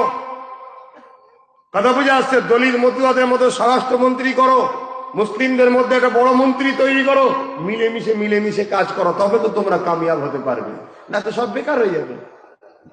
কিন্তু দুঃখের বিষয়, বারবার ঘুরিয়ে ঘুরিয়ে একটাই কথা, বিজেপি চলে আসবে। আচ্ছা আমি আজকে এই বিষয়টা আপনাদের কাছে একটু আলোচনা করতে চাইছি। ভাই বিজেপি চলে আসবে, জোরে বলুন।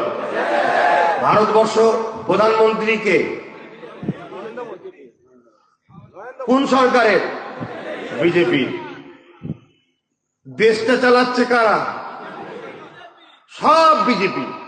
তাহলে আমার বাংলা চালাচ্ছে কি? ইও বিজেপি। 1998 জোট হয়েছে দিদি মোদির, তখন হয়েছিল কি বলে 1998 জোট হয়েছিল বিজেপির একটা রাজনাথ সিং এর সঙ্গে, তখন জোট হয়েছিল 98। কথা বুঝে আসছে? জোট আছে, ঐতিহাসিক জোট। তারপরেও আমি বলেছিলাম যে আসুন আমরা একসাথে হই। কেন বলেছিলাম?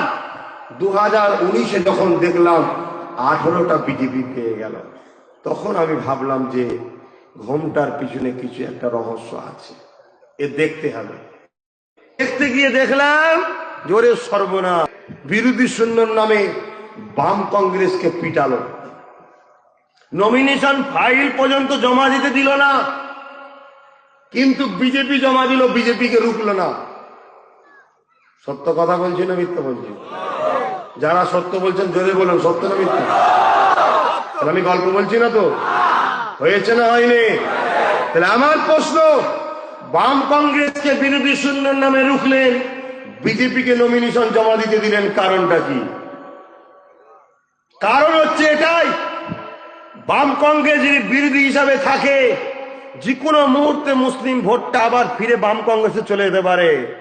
আর বিজেপি যদি বিরোধী হিসাবে থাকে, জীবনে কোনোদিন আমার কাছে মরে গেলেও বিজেপিতে যাবে না। কেন? মুসলমানের মাথায় ঢুকিয়ে দেওয়া হয়েছে বিজেপি মানে মুসলমানের জানের দুশ্মন। ঠিক না বেঠিক? অতএব যাবে না। সেই জায়গায় আমার বক্তব্য, এসেছে না আনা হয়েছে প্ল্যান করে। ইনি বাম করে, ইনি কংগ্রেস করে, কত জায়গায় বলছি কি করেন আমি জানি না, বাপ কাকে ভোট দেন আমি জানি না, কিন্তু ধরুন ইনি বামকে ভোট দেয়, কংগ্রেসকে ভোট দেয়, আমি ইনাদের দুজনকে পিটলাম, বাধ্য হয়ে ইনারা দুজন আমাকে ভোট দেবে না, কেন আমি মেরেছি তো, বাধ্য হয়ে অন্য কোন অপশন আছে? দ্বিতীয় কোনো অপশন ছিল না বিজেপি ছাড়া, বাধ্য হয়ে সব বিজেপিকে ভোট দিয়েছে। ঠিক না বেটি? 18টা বেরিয়ে গেছে। কলগেটের পিছনে চাপ দিলে তবেই তো পেস্টটা বেরোয়। কি আচ্ছা, বিজেপিকে আনতে গেলে চাপ এদিকে মারো যাতে ওই উঠে যায়। আজকে দেখুন, ফুরফুরা শরীয়হ আহলে সুন্নাত ওয়াল জামাত, এই সংগঠন এটা অরাজনীতি সংগঠন। এই সংগঠন থেকে বারবার আমরা বুঝাচ্ছি আসুন একতা হই, একতা হই। তারপরেও দেখুন আমার ছেলেগুলোকে ধরে ধরে মারছে না মারে নেই। কেন মারছে? যাতে করে আমার ছেলেরা রাগে ছুটে দিবারে। শুনছেন না শোনেন নেই? লিড প্রধান পর্যন্ত জেল খাটছে, প্রধান পর্যন্ত ঘর ছাড়া হয়ে আছে, প্রধানের পর্যন্ত নামে কেস হয়ে আছে, যারা টিএমসি কে জন্ম দিয়েছে, লিড দিয়েছে। আর যে বুথ থেকে বিজেপিকে লিড দিয়েছে তাকে কিন্তু প্রদান করে দিয়েছে। খবর নিয়ে দেখুন, আমাদের সব ডাটা আছে, সব সমীক্ষা আছে। যেটা করতে নেমেছি গোড়া সমেত ধরে নেমেছি। অনেক হয়তো ভাবতে পারে হুজুরের ছেলে সব বোঝে নাকি। শুনে রেখে দাও, অর্ধেক পৃথিবী চালিয়ে ছাড়ে যারা, তাদের খুন এই শরীরে আছে ইনশাল্লাহ, বলে গেলাম। অতএব যখন নেমেছি কিছু করতে, সব নারী নক্ষত্র সব আমার কাছে রয়েছে, তবে নেমেছি। কথা বুঝে আসছে? কেন? আমি টিএমসি কে জন্ম দিলাম, আমি টিএমসি কে জিতালাম, আমি টিএমসি হয়ে লড়ছি, আমাকেই টিএমসি কেস দিচ্ছে, আমারই ঘর ভাঙছে, আমাকে তাড়াচ্ছে। কারণটা কি?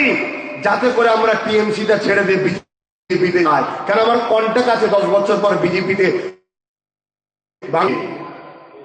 কথা বুঝে আসছে না? নাই ডাইরেক্ট তো বলতে পারছি না যে বিজেপি করো। শুনছেন না শোনেন নে? এত কিছু যখন নাটক আমি বুঝতে পেরে গেছি, তাহলে কমসে কম আমার কি দায়িত্ব নয় আমার মাটা যেন এনআরসির হাত থেকে বেঁচে ঘরে থাকতে পারে, ক্যাম্পে যেন যে বেউজ্জিতি না হয়ে যায়? আমার কি দায়িত্ব নয় আমার বোনটাকে বাঁচাবার? আমার কি দায়িত্ব নয় আমার বাপ ভাইটাকে বাঁচাবার? আমার কি দায়িত্ব নয় দেশবাসী হিসাবে দলিত মতুয়া আদিবাসী গরিব মানুষগুলোকে বাঁচাবার? এ দায়িত্ব নিয়ে বাংলার মুখ্যমন্ত্রী, তিনার দায়িত্ব নেওয়া দরকার ছিল, কিন্তু তিনি দায়িত্ব নেয়নি। তিনি এনআরসির বিরুদ্ধে রাস্তায় নেমেছিল ঠিকই, কিন্তু সুপ্রিম কোর্টে গিয়ে কেসটা করেনি। এনআরসি রাস্তায় নেমে রুকা যায় না, ওটা কেসে সুপ্রিম কোর্ট রুখতে পারে। কিন্তু আমি আমার ছোট ভাই সংগঠনের পক্ষ থেকে বাঙালি ভাষী গরিবদের বাঁচাবার জন্য সুপ্রিম কোর্টে তো কেসটা করেছি। কথা বুঝছেন না? বোঝেন না? জায়গায় আগামী দিন আগাবো না পিছিয়ে যাব? কথা বলছেন? কারা কারা দায়িত্ব দিচ্ছেন? আব্বাস সিদ্দিকী, আমি আপনার চাচাজি, আমি আপনার বাপ সমতুল্য, আপনার আব্বার আমার ভাই হয়, আপনি আমার পীরের বাচ্চা, আপনি আমার দেশের সন্তান।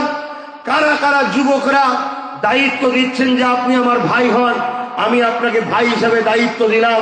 আমার মা বোনেদের থেকেও সাক্ষী নেবেন যে আগামী দিন মুসলিম দলিত আদিবাসী গরিবদের হয়ে যে আওয়াজ তুলেছেন, আমরা নিজেদের পক্ষ থেকে আপনাকে আমাদের সামনে সারিতে, আপনাকে আমরা আমাদের পক্ষ থেকে নেতৃত্ব হিসেবে আগে দিচ্ছি। কারা হাত তুলে দেখান? আপনারা দায়িত্ব দিয়েছেন, দায়িত্ব দিচ্ছেন, আপনাদের কণ্ঠ হয়ে আগামী দিন কথা বলবো, আপনাদের অধিকারের জন্য লড়বো।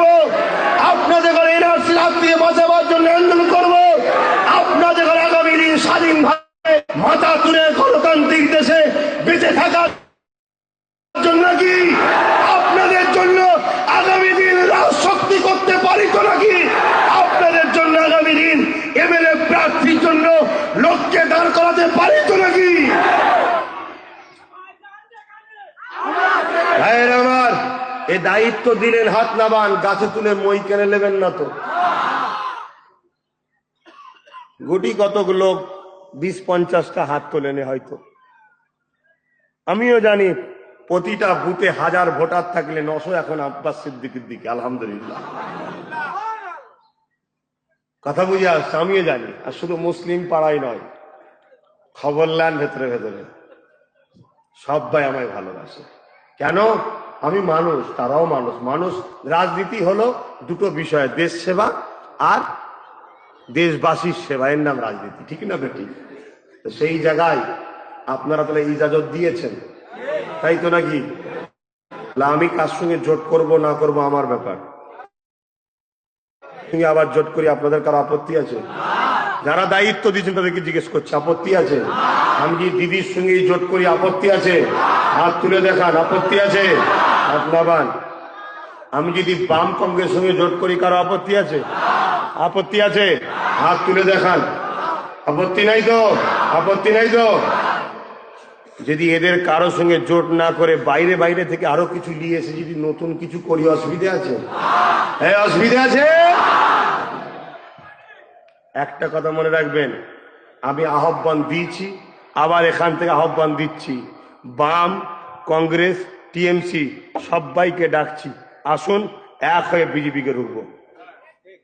শুনছেন না? শোনেন? তাহলে আমি বিজেপির পক্ষে তো নাকি? হ্যাঁ, তো চিনবেন কি করে কে বিজেপির পক্ষে? যে জোটে আসবে না, ঠিক না বেটি? মহাজোট করতে হবে, 1:1 হবে, বাম, কংগ্রেস, টিএমসি হবে, আর আমরা যারা আছি আমরা তখন সাথ দেবো, ঠিক না বেটি? তোমাদের সব নাটকে আর আমরা কুরবানি হব না? হ্যাঁ, এই আজকে একটা কথা বলছি, মিলিয়ে নেবেন। আল্লাহ না করুক সেই দিনটা তোমাদের দেখতে যেন না হয়, যদি বিজেপি কম সিট পায় আর টিএমসি যদি একা সরকার না গঠন করতে পারে, কম সিট পায়, এরা দুজন জোট হয়ে সরকার তৈরি করে নেবে, তাও আপনাদের ভাল নেবে না। কথা মাথায় ঢুকছে? কথা মাথায় ঢুকিয়ে নাও। আল্লাহর রাস্তে অনুরোধ করে যাচ্ছি, পরিবর্তন হও, বুঝার চেষ্টা করো। আমরা কারো পক্ষে নয় আজ থেকে, ঠিক না বেটি? আমরা না বাম, না কংগ্রেস, না টিএমসি, ঠিক না বেটি? আজ থেকে আমরা আমাদের নিজেদের দলে, ঠিক না বেটি? দলটার নাম কি? না, আহলে সুন্নাতুল জামাত নয়। দলটা ডিসেম্বরে ঘোষণা হবে। কথা বুঝে আসছে না? নাই কয়েমের নাম বলছিলেন, তাই তো নাকি? বলতে পারেন, আপনার স্বাধীনতা, কিন্তু আমি মিমের সাথে আমার এখন কোনো যোগাযোগ নাই। কথা বুঝে আসছে না? নাই। আপনাদের কি বক্তব্য? আপনারা কারা কারা মিম করতে রাজি আছেন? হাত তুলে দেখান।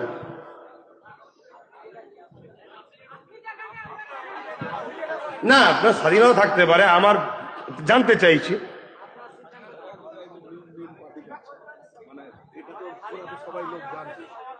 না, তারপরেও আপনারা বলতে পারেন।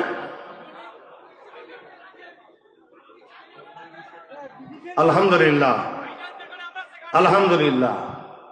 আমি যদি মিমের সাথে না থাকি, অসুবিধা আছে আপনাদের? হ্যাঁ, অসুবিধা আছে। কথা বুঝে আসছে? অতএব ওইটাই চেষ্টা চলছে বাপ, 1:1 করার। কিন্তু সেই জায়গায় যদি বাম, কংগ্রেস আর টিএমসি এক না হয়, তাহলে সেই জায়গায় আমার বক্তব্যরা মতুয়াদের সঙ্গে হাত মিলাচ্ছি। যেখানে মতুয়া 50%, 60% আছে, আমরা ওখানে 15-20% ভোট দিলেই তো মতুয়া বেরিয়ে যাবে। যেখানে আদিবাসী আছে 40%, 60% কি 50%, আমরা ওখানে 20% আছি, ভোটটা দিলেই তো বেরিয়ে যাবে। যেখানে দলিত আছে 60% কি 50%, বা রিজার্ভ সিট আছে 82টা, কথা বুঝে আসছে, সেখানে আমরা 20-25% করে ভোটটা দিলেই তো বেরিয়ে যাবে। যেখানে আমরা আছি 55-60%, সেখানে ওনারা 10% যদি দেয় তাও তো বেরিয়ে যাবো। ঠিক না বেঠিক? অতএব যেখানে আমি সিট দেবো সেখানে আপনারা শেষ কথা, ঠিক না বেঠিক? আর আমি যার সাথে জোট করব সেই জায়গায় আপনারা যারা থাকবেন তার কথা শেষ কথা, ঠিক না বেঠিক? এবারে একটা প্রশ্ন, যদি আপনাদের ঘরে ভোট দিতে না দেয়, কথা বলুন, ভোট দিতে না দেয়, যে ভোট দিতে দেবে না হয়, জোরে বলুন, জোরে বলুন। কেন দেশ দিতে বলেছে ভোট, আর ও বলেছে দিতে হবে না, ওকে। আর দেশপ্রেমিকরা দেশদ্রোহীর সঙ্গে কি ব্যবহার করতে হয় সেটা যা শিখাতে হবে, সেটা শিখাতে হবে, জানা আছে তো? সকাল সকাল গোসল করে খেয়ে দিয়ে গরম ভাত আলু ভর্তা ঘি দিয়ে খেয়ে দিয়ে একসাথে যাবে, কথা বুঝে আসছে? আমার ভোট আমি দেবো। 6টা কথা, ইভিএম এ ভোট নয়, ব্যালটে ভোট হবে, এ দাবি তুলতে হবে।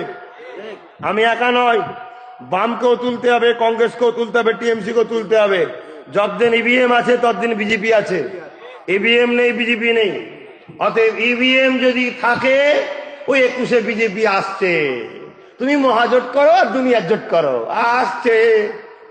অতএব আগে ইভিএম করাবে সে চেষ্টা করো, বিজেপি চলে আসবে হুজুর, বিজেপি চলে আসবে, কথা বুঝে আসছে? নিজে কি করে প্রতিষ্ঠিত হবে সেটা ভাবো। সারা জীবন গ্যালারিতে বসে আছি, 2 টিমের খেলা হচ্ছে, ব্রাজিল আর আর্জেন্টিনা। কিছু ব্রাজিল কিছু আর্জেন্টিনা হাততালি দিচ্ছে, হই হই হই করলো। ওরা খেলে টেলে দিয়ে ভিআইপি 7 স্টার হোটেলে ঢুকে দিয়ে আনন্দ ফুর্তি করছে, আর ঘরে যে পান্তা ভাত খেয়ে শুয়ে নাক ডাকছে। এছাড়া অন্য কিছু হয়েছে? অতএব যতক্ষণ না তুমি টিম নামাতে পারবে মাঠে, ততক্ষণ হাততালি দিয়া পরের বাপকে বাপ বলে কোনো লাভ নেই। বাপ ভাষাটা খারাপ লাগছে না তো? অতএব নিজের টিম নামাতে হবে, নিজের টিম নামাও। আর টিমের মধ্যে নাইজেরিয়ানও থাকবে, আর কি বলে নেপালিও থাকবে, সবও থাকবে, মুসলিম থাকবে, দলিত থাকবে, আদিবাসী থাকবে, বুঝাতে চাইছি সব থাকবে, টিমে সব থাকে, ঠিক না বেঠিক? অতএব ওই টিম নিজের নামাও, নেবে খেলো। প্রথম খেলতে নেবে, 2টো লাল কার্ড কি হয়েছে, কিন্তু এমন প্লে করেছে ওটা কোনো না কোনো একটা বড় দলের নজরে পড়ে গেলে দেখবে পরের বারে তোমাকে নিয়ে একসাথে দল করবে। আর ওই যে গ্যালারিতে বসে আছো, তোমার প্রতিভাটা কেউ বুঝতে পারছে না। শোনো, যখনই ভোট আসবে, মিডিয়ার শিরোনামে আদিবাসীর নাম নেই, দলিতের নাম নেই, মতুয়ার নাম নেই, হিন্দুর নাম নেই।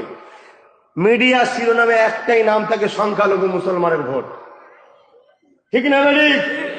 আলু আছে, পেঁয়াজ আছে, করেলা আছে, উচ্ছে আছে, পটল আছে, গোশ আছে, সব আছে, কিন্তু কোনো দাম নেই।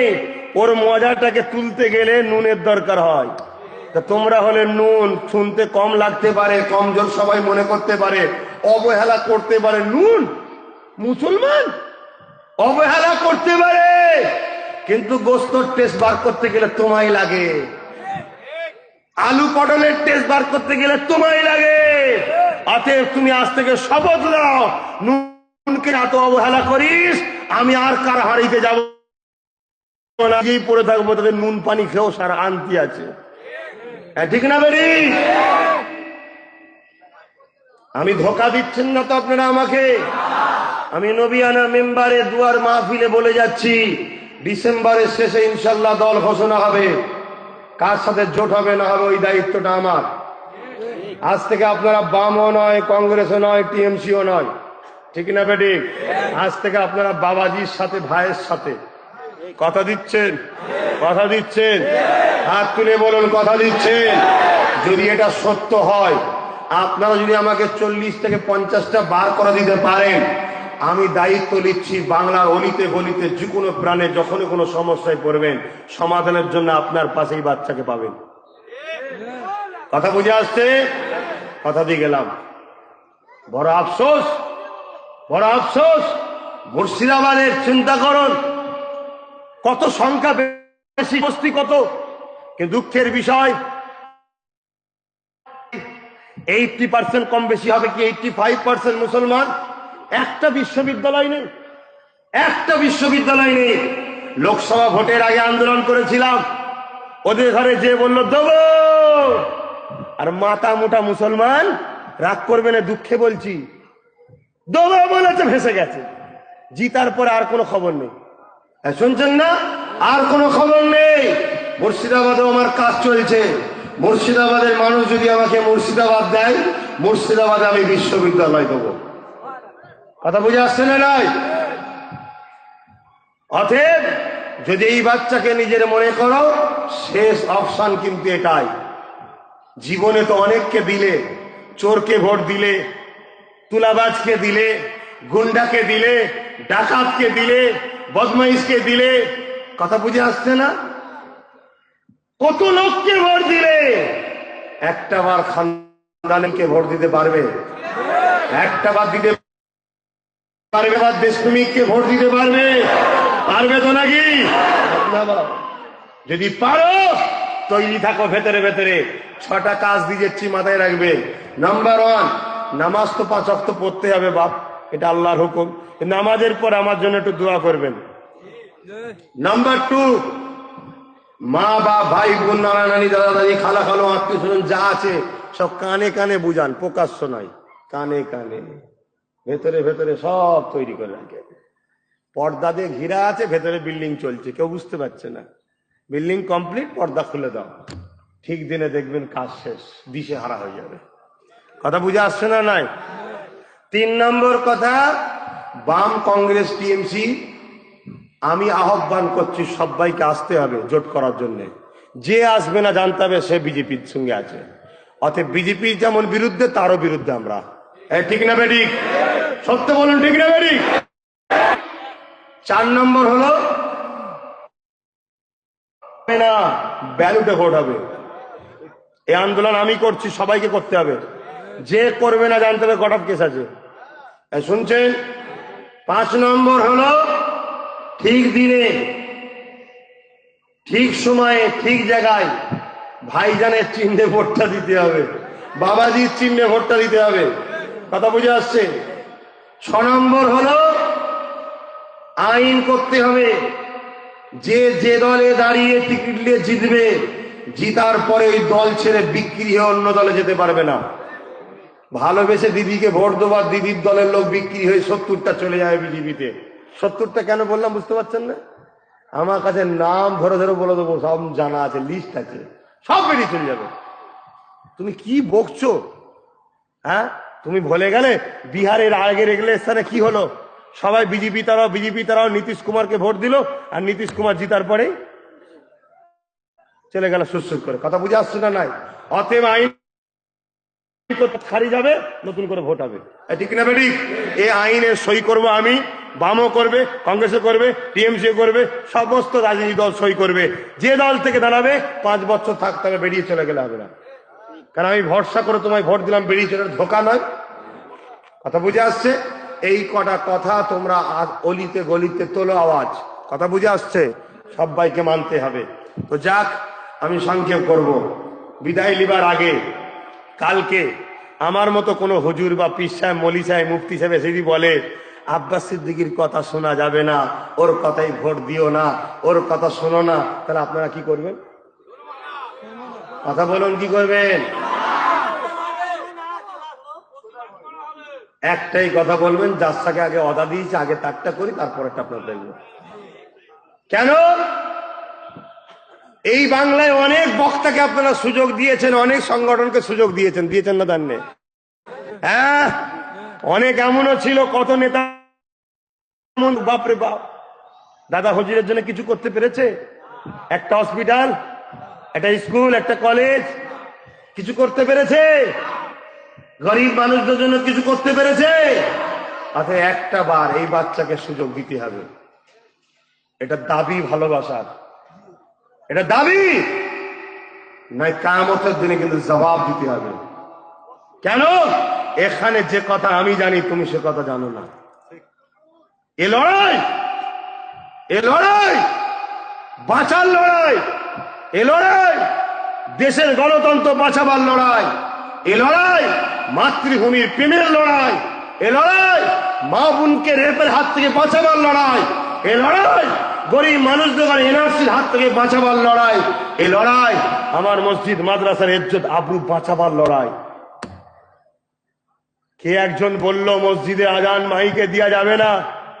কই কারো মুখে কথা শুনেছিলেন যে বিরোধী করেছে?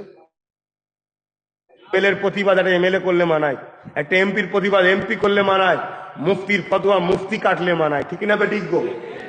করেছে কেউ? আজ বাপ অনেক কিছু বলে গেলাম দুয়ার মাহফিলে এসে। এই বলাটা কিন্তু একটা ইসলামে হারাম নয়, এটাও শুনে যাচ্ছি। অনেকে হয়তো ভাবতে পারে নবিয়ানা মাহফিলে বসে এসব কথা কেন বলছে, কারা ভাববে মনে হয়? ভাই এই কথাটা কারা ভাবতে পারে আজকের দিনে? এই কথাটা আজকের দিনে বলবে তারা যারা টিএমসি পার্টির একেবারে পা চেটে বসে আছে, ঠিক না বেঠিক? এই তোমরা কি টিএমসি পার্টির কাছে বিক্রি নাকি? যে মমতার কলেমা ছাড়া জান্নাত যাওয়া যাবে না, বুদ্ধদেবের কলেমা ছাড়া জান্নাতে যাওয়া যাবে না, কংগ্রেসের কলেমা ছাড়া জান্নাত, এরম বিক্রি নাকি তোমরা? বাম কংগ্রেস টিএমসি কারো কাছে বিক্রি? কি বাধা আছে নাকি কারো কাছে? খুব সাবধান। এই কথাটা একমাত্র বলবে তারা কিনা একেবারে পা চেটে বসে আছে। তাদের অনেক খেয়েছে ভাই, একটা মানবতার খাতিরে বলতে হবে, যার খাই তার তো গুণ গাইতেই হবে, ঠিক না বেঠিক? কিন্তু আমি সেই সকল টিএমসির ভাইগুলোকে বলবো, কেন অসুবিধে কোথায় হলো? এই মঞ্চে এই নবিয়ানা মেম্বারে একটা সময়ে ফুরফুরা শরীফের পীর সাহেব পীর যারা কিছু কিছু বামপন্থী যখন কবর দিচ্ছিল, আপনাদের জায়গাগুলো পরিষ্কার হচ্ছিল, তখন তো এই ফতোয়ার কথা মনে ছিল না আপনাদের যে নবিয়ানা মেম্বারে বসে রাজনীতির কথা বলবে কেন? এই মনে পড়ছে না? বলেন এই নবিয়ানা মেম্বারে এই বিশ্বনবী দিবসে এই দুয়ার মাহফিলে অনেক পীর সাহেব পীর যারা, অনেক মৌলানা মুফতি বামফ্রন্টের বিরুদ্ধে বলেছিল, বামফ্রন্টকে কবর দিয়েছিল, টিএমসির প্রচার করেছিল। আরে তারা আমার থেকে এক কাঠি বেশি করেছিল। কি করেছিল? কিছু চোরকে স্টেজে দেখিয়েও ছিল। শুনছেন না? নবিয়ানা পবিত্র মেম্বারে ফাঁসে ফাজেল বেহুদা গুলোকে তুলে হাত তুলেও দেখিয়েছিল, ঠিক না বেঠি? আমি তো সেটা করিনি, আমি আমার কমকে বোঝাচ্ছি। 12:30 বেজে গেছে।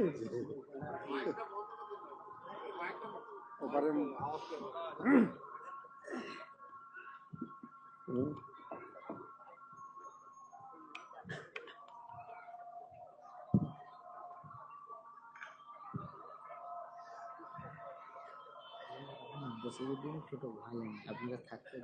আচ্ছা আপনার গিয়েছিলাম বাসে করে এই কিছুদিন, রবিবার দিন কথা, ছিলেন না, ছোট ভাই যেন ছিল না, গিয়েছিলাম তো দেখা হয়নি। আমরা কবে যাবো, দেখা হবে, ওটা একটু বললে ভালো হয়। এটা এটা এটা কি জিনিস? এটা কোথা শিখলে? হ্যাঁ এটা কোথা শিখলে? খোদার গজব তোদের উপর এমনি হচ্ছে। তোর পীরের বাচ্চা এখনো বসে একটা কেউ উঠে দাঁড়াবে না।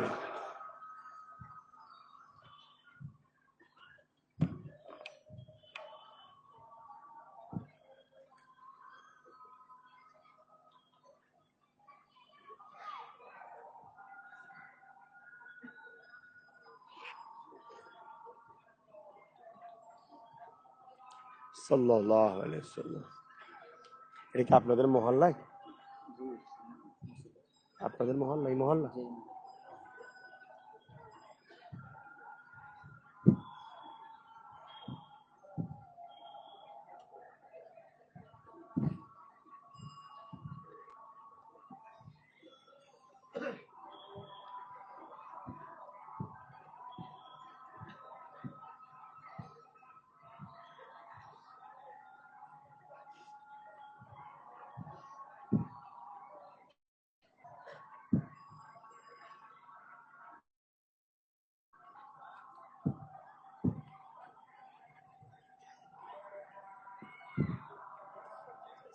রবিবার থাকবেন তো বাড়িতে?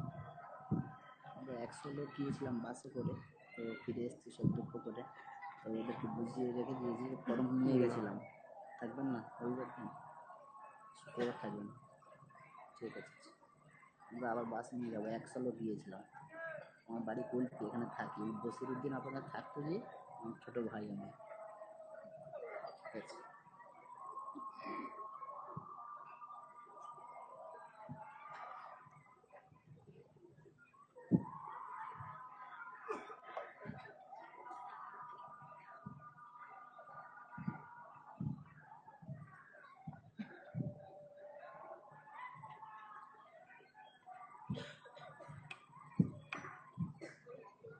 আল্লাহুম্মা রাব্বা হাযিহি ওয়া ভাই, মায়েরা, বোনেরা, একদম অন্তরের কথা বলছি। আমি কিন্তু এখান থেকে ভালোবাসি আপনাদের, এখানে নয়। অতএব ভালো যখন বাসি, আশা তো করতে পারি যে আমাকে কেউ ধোকা না দিক। ঠিক না বেটি? 5 লাখ 10 লাখ মোবাইল, গাড়ি, বাড়ি দিলে ভুলে যাবেন না তো বাপ ছেলেকে? ভাইয়েরা ভুলে যাবেন না তো? তাহলে দিলে কি করবেন? সব নিয়ে নেবেন। এখন দিচ্ছে না, এখন আবার ফেরত নিচ্ছে শুনছি। অনেক জায়গায় রিপোর্ট আছে, বলছে ফেরত দে। 3000 দিয়েছিলাম, ফেরত দে। 53 দিয়েছিলাম, ফেরত দে। বুঝতে পেরে গেছে, চলে যখন যাচ্ছি যতটুকু হয় নিয়ে নি। এখনো সময় আছে, শুধরে যাও। চলে আসো, চলে আসো, শুধরে যাও। আর এই ডাকছি, এটা আমার কমজোরি মনে করো না। দেশকে ভালোবাসি, দেশের গণতন্ত্রকে ভালোবাসি, তাই চাই সবাই মিলেমিশে চলতে। না হয় আমির জন্য যথেষ্ট। কেন? আমার আল্লাহ আমাদের সাহায্যকারী। ঠিক না ঠিক? অতএব আমি যেখানে দাঁড়াবো, মানে সিট দেব, আমার কথাই তাকে সাপোর্ট করবেন। বিদায় নিচ্ছি, দোয়ার মাহফিল। আসুন একটু আহলে সুন্নাত ওয়াল জামাতের আকীদায় একটু দাঁড়িয়ে সালাম দেবো। ইয়া নবী সালামু।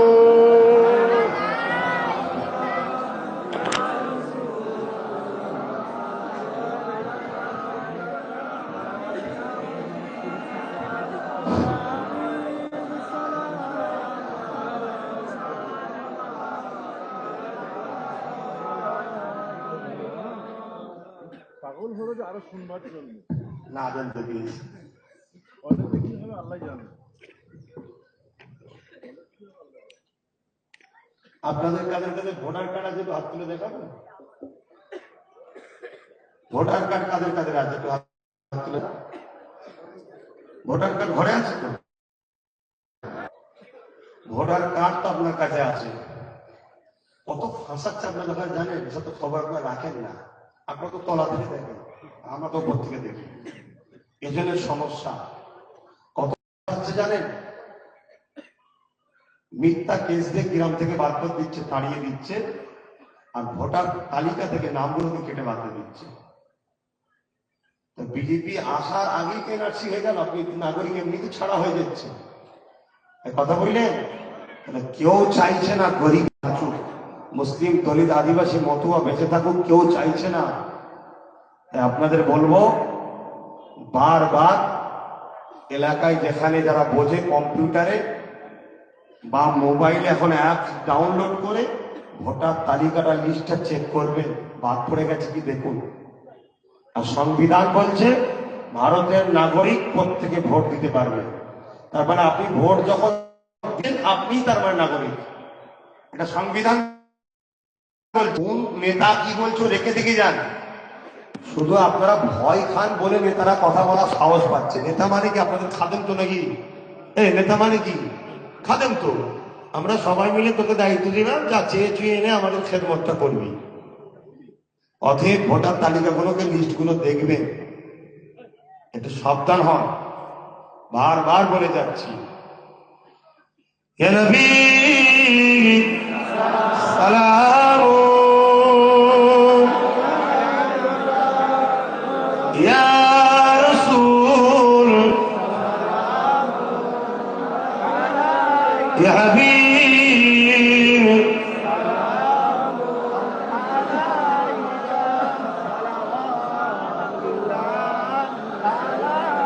طلع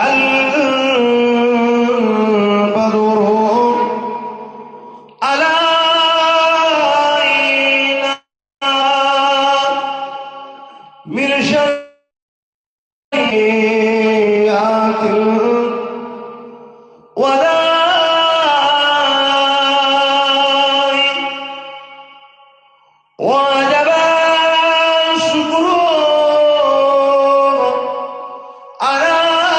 علينا ما لها لله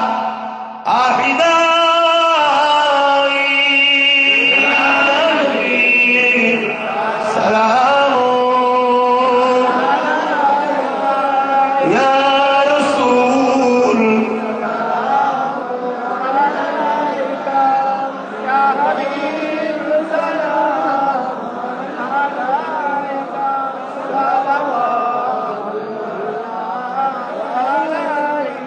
কঠিন হাসর ওরের দিনে কি আছে এ কপাল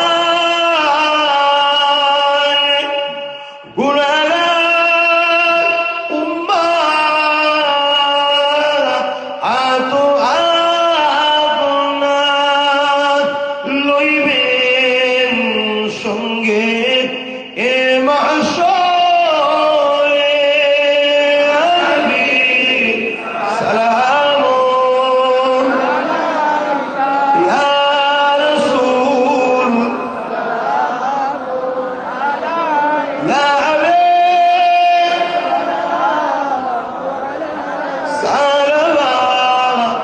সালাওয়াতুল্লাহ।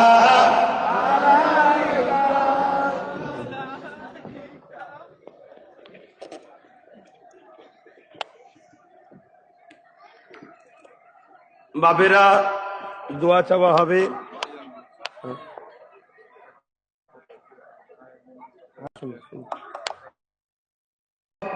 প্রতি বছরে আমার বাড়িওয়ালা চাচাজি মাই মুরব্বীদের এই দোয়ার মাহফিল করে।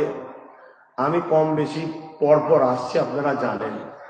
আর আমাকে দাওয়াত 1 বছর 2 বছর 2 বছর আগে থেকে করা থাকে। তাই তারা ভালোবাসে, এনেছে। আর ইসলাম শরিয়াতের হুকুম হলো আলেমদের ওপরে কথা বলা আম মানুষের অধিকার নাই। তুমি যদি সেই মসলা সম্বন্ধে জানো, আলেম হও, তাহলে কথা বলো। আম মানুষ তুমি সে সম্বন্ধে জানো না, কথা বলো না। দ্বিতীয় নম্বর, রসুল বলেছেন আমার খানদানের যারা সমালোচনা করে তারা হলো মুনাফিক। এই টোটাল মাইকের আওয়াজ যতদূর যাচ্ছে, আমার কথায় আজকে কে নিতে পারছেন কে নিতে পারলেন না জানি না। তবে মনে রাখবেন আল মারউ মা, যে যাকে দুনিয়ায় ভালোবাসবে সে তার সঙ্গে পরকালে থাকবে। যদি আমার কথা আপনারা কেউ নিতে নাও পারেন, কোথায় থাকবেন, কার সাথে থাকবেন, কাকে ভালোবাসবেন আপনার ব্যাপার, কিন্তু সমালোচনা করতে যাবেন না। কেন জবানে আল্লাহ কথা দিয়েছে, কথা একদিন কেড়ে নেবে আল্লাহ। নিঃশ্বাসটা ফুরিয়ে গেলে বাবার বলতে পারবে না। তার আগেও আল্লাহ বুবা বানাতে পারে। কম বেশি প্রায় তো দেখছি কার জবান বেঁকে যাচ্ছে, কার মাথার তার ঢিলে হয়ে যাচ্ছে। এত হচ্ছে, আল্লাহ শুকর আলহামদুলিল্লাহ। তবে কম পাপী হলে কিন্তু হচ্ছে, যাতে শুধরে যাচ্ছে, আবার তওবা করে ভালো হয়ে যাচ্ছে, ফিরে আসছে। যেগুলো বড় বড় শয়তান সেগুলো হচ্ছে না। কেন স্বাভাবিক, ফেরাউনকে তো সহজে দুনিয়ায় হবার কথা নয়, ওর তো হবে ঠিক জায়গায়। তাই আমি বলবো, কে তাবলীগ করেন, কে দেওবন্দি করেন, কে পীর সাহেবের মুরিদ, আপনি আপনার পীর, আপনার দল আপনাদের। কিন্তু ভুলে যাবেন না, তাবরেজকে যখন মেরেছিল জিজ্ঞেস করেন তুই ফুরফুরা না তবলীগ না দেওবন্দ। এইটা মনে রেখে, কাশ্মীরে যখন আসিফার মতো ছোট্ট বোনটাকে রেপ করলাম, তারপরে যারা রেপ করেছে তাদের হয়ে মিছিল বলে যে ঠিক করেছে ঠিক করেছে, একবারও জিজ্ঞেস করেন আসিফার বাবা তবলীগ করে না, ফুরফুরা করে না, দেওবন্দি করে কি বেরেলি করে। অর্থাৎ এই জায়গাটাই দেশ সেবা ও দেশবাসীর সেবাতে চলে আসুন, এক হই আমরা। দলিত আদিবাসী মতুয়া ভাইরা তারাও এক হচ্ছে, আমরা এক জায়গায় আসছি। আপনাদের ঘরে বলছি চলে আসেন। এরপরও যদি কেউ মনে করেন না, তো না, লড়াইয়ে নেমেছি আল্লাহকে খুশি করার জন্য, রসুলকে খুশি করার জন্য, হককে প্রতিষ্ঠিত করার জন্য, ন্যায়কে প্রতিষ্ঠিত করার জন্য, দেশবাসী গরিবদের বাঁচাবার জন্য। এতে পিছনে কি আছে না আছে দেখবো না, কিন্তু বলার দায়িত্ব বলে গেলাম। আজ টোটাল মাইকের আওয়াজে প্রত্যেকটা যুগে, প্রত্যেকটা বাপকে, প্রত্যেকটা মাকে, প্রত্যেকটা বুকে একজন দেশের নাগরিক হিসাবে, সাথে সাথে ধর্মীয় অ্যাঙ্গেলে একজন নবীর খানদানের সন্তান হিসাবে প্রত্যেককে আহ্বান করলাম, মুসলমান যদি হন একটা বার এই বাচ্চার কথা মেনে নেন, না আগামী দিন আপনার 3000 মসজিদ কিরা ভাঙবে, রুখতে পারবেন না। কথা মাথায় ঢুকছে? আর দেশবাসী হিসাবে মতুয়া, দলিত, আদিবাসী, হিন্দু প্রত্যেকটা গরিবকে বললাম, 73 বছর প্রধানমন্ত্রী আপনাদের সেজে হয়েছে, আমাদের কেউ হয়নি। মুখ্যমন্ত্রী আপনাদের সেজে হয়েছে, আমাদের কেউ হয়নি। তারপরও আদিবাসীরা গরিব কেন, দলিতরা গরিব কেন, মতুয়ারা গরিব কেন? এর জন্যে ভাই আমরা দোষী নয়, যারা আপনাদের সেজে হয়েছে তারা দোষী। একটা বার আমাকে মুখ্যমন্ত্রী করতে বলছেন আমার আদিবাসী ভাই, দলিত ভাই, মতুয়া ভাই, আপনারা হন, কিন্তু 15%কে বাদ দিয়ে বাকি সমস্ত গরিব এক হন। এটা আমার বক্তব্য। ওই 15% ওটা পচা আলুর মতো একটা পচিয়ে ফেলবে, আপনারা হন। তাই আমি বলে গেলাম, বাকিটা আপনাদের ইচ্ছা। তবে বড় দুঃখ, হিন্দু পাড়ায় যাও, দলিত পাড়ায় যাও, আদিবাসী পাড়ায় যাও, মতুয়া পাড়ায় যাও, একটা আব্বাস সিদ্দিকীর বিরুদ্ধে নেই, একটা বিরুদ্ধে নেই। দুঃখ এই জায়গায়। মুসলিম পাড়ায় যাও, ও বিজেপির টাকা নিয়েছি, ওকে দেখে নেবো, সময় এলে মাঠে বুঝিয়ে দেবো। এই বুঝাবার আগে না তুই কাফন করে নিস, সেটাকে ভাবতো। তুই বুঝাবি পরে, কালকে বেঁচে থাকবি কোনো গ্যারান্টি আছে? এত মিজাজ কিসে? হ্যাঁ, তার আগেই তুই কাফন পরে চলে যাস, তোর দশাটা কি হবে? কি বড় বড় কথা এই সমাজে বলছে না, বলেনি? আবার কেউ কেউ ওদেরকে সুশ্রী দিচ্ছে যে রাজনীতি করতে গেলে শুনতে তো হবে। এর নাম রাজনীতি নয়, এর নাম হচ্ছে বিহায়াপনা, এর নাম হচ্ছে গণতন্ত্রকে হত্যা করা। রাজনীতি কাকে বলে? সত্য কথাটাকে মানুষের কাছে তুলে ধরা, অন্যায়টাকে মানুষের কাছে তুলে ধরা, মিথ্যা কথা বলা রাজনীতির নাম নয়। ঠিক না বেঠিক? আচ্ছা, আব্বাস সিদ্দিকী জি সত্য কোনো অন্যায় থাকে সেটা তুলে ধরুন না জনগণের কাছে। জনগণ যদি আমাকে অপছন্দ করে, আমার থেকে জনগণ সরে যাবে। আর আপনি যদি সত্য কোনো কাজ করে থাকেন সেটা জনগণের কাছে রাখুন, জনগণ আপনাকে প্রয়োজন মনে করলে নেবে, আমার কথা নেবে না জনগণ। কিন্তু আপনার মধ্যে এই মুখ কথা বেরোচ্ছে কেন? ভোটের দিনে ঢুকতে দিলে তারপরে তো ফচকে ফচকে সব ছেলেলে ঘুরছে, ভোটের দিনে ঢুকতে দিলে তারপরে তো। শুনছেন না? শুনে রেখে যান, 18 বছরের হযরতে আলীর হাতেই রসুল কিন্তু বারবার ইসলামের পতাকা দিত। শুনছেন যুবকরা? অতএব কোনো কথা নয়, সামনে দুটো রাস্তা আছে, হয় শহীদ হতে হবে আর নয় গাজী হতে হবে। দুটোর কোনো একটা, তিনটে কোনো অপশন নেই। দালাল নয়, গোলাম নয়, কৃতদাস নয়, কারো দয়ায় বাঁচতে চাই না। আমরা স্রষ্টার দয়াতে বেঁচে আছি, স্রষ্টার দয়াতে বাঁচতে চাই। ঠিক না বেটি? অতএব আগামী দিন আমাদের সামনে দুটো রাস্তা আছে, মাতৃভূমির জন্য, সততার জন্য, ইনসাফের জন্য, ইনসানিয়তের জন্য, গরিবের জন্য, আল্লাহর সৃষ্টির জন্য। হয় শহীদ হতে হবে, নয় গাজী হতে হবে। পারবে তো যুবকরা? পারবে তো? কথা দিচ্ছ তো নাকি আপনারা? তাহলে ফোন করে কেন বলবেন না তো, হুজুর আমাকে হুমকি দিয়েছে।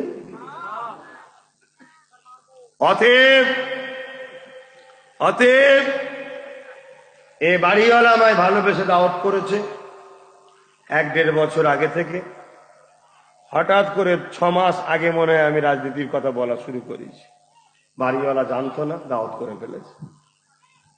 চাপ এসেছে, কিন্তু খানদানের মোজাদ্দেজ্জামানের আওলাদকে ছাড়তে পারেনি, তাই এনেছে। চাপ দিয়েছে কারা? টিএমসি পার্টির লোকেরা। শুনছেন ভাই? এটা সত্য কথা। তাহলে আপনারা বলুন, টিএমসি পার্টির লোক বর্তমান ফুরফুরার পীরের আওলাদদের পক্ষে না বিরুদ্ধে? এটা প্রমাণ হয়েছে না হয়নি? যদি বলেন আপনি বলছেন, না আমি বলিনি তো, আমি কেন বলবো? আপনি আমার মাদ্রাসা বন্ধ করতে গেছেন তাই আমি বলেছি। জানেন না ফুরফুরা মাদ্রাসাটাকে মিটিয়ে দিচ্ছে এই টিএমসি পার্টি? জানেন না? জানেন না ফুরফুরা হসপিটালটাকে মিটিয়ে দিচ্ছে? জানেন না ফুরফুরায় নাকি 75 কোটি টাকা উন্নয়ন করতে দিয়েছে? মিথ্যা কথা বলছে, জানেন না? খোদ মুখ্যমন্ত্রী বর্গেছিয়ায় যে বলছে ফুরফুরা রেল লাইন হয়ে গেছে। কত বড় মিথ্যা কথা! এইভাবে যদি আমাদের ঘরে অপমান করে, এই মিথ্যা কথা বলে আমাদেরকে বেউজ্জতি করছে, আর আমি বললে দোষ? শুনছেন না শোনেননি? 2011 থেকে মাদ্রাসা শিক্ষা নিয়োগ বন্ধ করে দিয়েছে। আপনি আমার মাদ্রাসা কোনো নীরবে মারতে চাইছেন, দোষ নয়, আর আমি বলে দিলাম দোষ। শুনছেন না শোনেননি? তারপরও বন্ধুত্ব করতে চেয়েছিলাম, কিন্তু আপনার নিচতলা ভাড়া করেছে। অতএব এই চুলুমের খেসারত দিতে হবে। যদি মনে করে যে আগামীতে আরো পুলিশদের জুলুম করব, দুটো কথা। প্রথম কথা, পুলিশ কারো বাবা খালি কিনা গোলাম নয়, পুলিশ হলো আমার দেশের গর্ব, ঠিক না বেটি? দ্বিতীয় নম্বর কথা, পুলিশ দিয়ে যদি রুকা যেত তাহলে 34 বছরের বামপন হারলো কেন? এটা জবাব আগে ঠিক করো। এ কথা বুঝে আসছে না? না সব চলে যাবে বাপ। আর কথা বাড়াবো না, কেন মেমোরি তার লোড হয়ে আছে। যত বলবো এই দিকেই চলে যাচ্ছে, যতই মুখ ঘোরাতে যাচ্ছে ওই দিকে, দুয়ার দিকে, আবার এই দিকে চলে আসছি। কেন? আমি যে জায়গায় দাঁড়িয়ে দেখছি 2021-এ যদি আমরা ক্ষমতার লড়াইয়ে আগাতে না পারি, কিছু যদি জায়গা দখল করতে না পারি, আমরা বলতে কারা? মুসলমান না, যারা 73 বছর বঞ্চিত আছে, মূল নিবাসী। কথা বুঝে আসে? যদি না দখল করতে পারি, 2021-এর পরে মরার জন্য ভিক্ষা চাইবেন, কিন্তু মরণ হবে না, কষ্টে দবদাতে হবে। এটা বলে দিয়ে গেলাম। চোখের সামনে মায়ানমারে যেমন মায়ের ইজ্জত লুটছে দেখছে, বোনের ইজ্জত লুটছে দেখতে হয়েছে, স্ত্রীর ইজ্জত দেখতে হয়েছে। 2021-এর পর তোমাদের এই দুর্দশা হবে বলে দিয়ে গেলাম। কারা করবে? কারা কারা করবে? 73 বছর ধরে যারা তোমাদের ঘরে কৃতদাস বানাবার জন্য এই নাটকটা তৈরি করেছে, সেই নাটকের কামিয়াবির দিকে তারা চলে গেছে, তারা করবে। কোন একটা বিশেষ দলের আমি নাম বলতে চাই না, কোন দল নয়, তারা করবে। আর তারা সব দলে কোনো না কোনো জায়গায় বসে আছে। কথা বুঝে আসছে? আমি বিদায় নেব। আসেন একবার তওবা পড়েন, বিসমিল্লাহির রহমানির রহিম। আল্লাহ তাআলা, আমি জানা অজানা, ইচ্ছা ও ইচ্ছা সকল গুনাহ হইতে তওবা করিতেছি। আস্তাগফিরুল্লাহ রাব্বি ওয়া আতুবু ইলাইহি। আশহাদু আল্লা ইলাহা ইল্লাল্লাহ ওয়াহদাহু লা শারীকা লাহু ওয়া আশহাদু আন্না মুহাম্মাদান আবদুহু ওয়া রাসূলুহু। লা ইলাহা ইল্লাল্লাহ মুহাম্মাদুর রাসূলুল্লাহ সাল্লাল্লাহু আলাইহি ওয়াসাল্লাম। বাপ আমাদের নাম্বার 1 দুশমন কারা বুঝতে পেরেছেন তো? কারা গো? এতক্ষণ ধরে অশুনালে এই হলো বাপ? বলো বলো। মানে চিন্তা করো, ব্রেনে কিভাবে বিজেপিটা ঢুকে গেছে। এইটাই ওরা করতে চেয়েছে। আমাদের নম্বর 1 দুশ্মন বিজেপি নয়, আমাদের নম্বর 1 দুশ্মন হলো বন্ধু সেজে বিশ্বাসঘাতক যারা। কথা বুঝে আসছে? যাদের বলা হয় মুনাফিক। কে বলেছে? আমার বড় ভয় হয় আমার উম্মতদের ক্ষতি প্রকাশ্য দুশ্মনরা করতে পারবে না, বন্ধু সেজে বিশ্বাসঘাতকরা করবে। এই কথা শুনছেন? আমি যখন জেনে গেছি ইনি যখন জেনে গেছে আব্বাস সিদ্দিকী ওনার দুশ্মন, না ভাই দুশ্মন নয় বলছি, তাহলে হয় আমার দাওয়াতে উনি যাবে না, কেন লিয়ে যে বিষ খাইয়ে দিতে পারে, আর নচেত আমাকে দেখলে উনি কেটে পড়বে, আর না হয় আমি এলেই তৈরি থাকবে। ঠিক না বেঠিক? আর আমি যদি বন্ধু সেজে থাকি, ভাই আমি তোমার খাস দোস্ত হই, আসো না আমার বাড়িতে আসো। কথা বুঝে আসছে না? তাহলে আমাদের নম্বর 1 দুশ্মন কারা?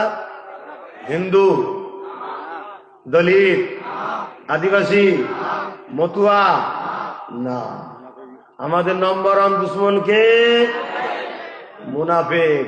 আর মুনাফেকের বাস কোথায় হয়? হিন্দু পাড়ায়, গয়লা পাড়ায়, ঘোষ পাড়ায়।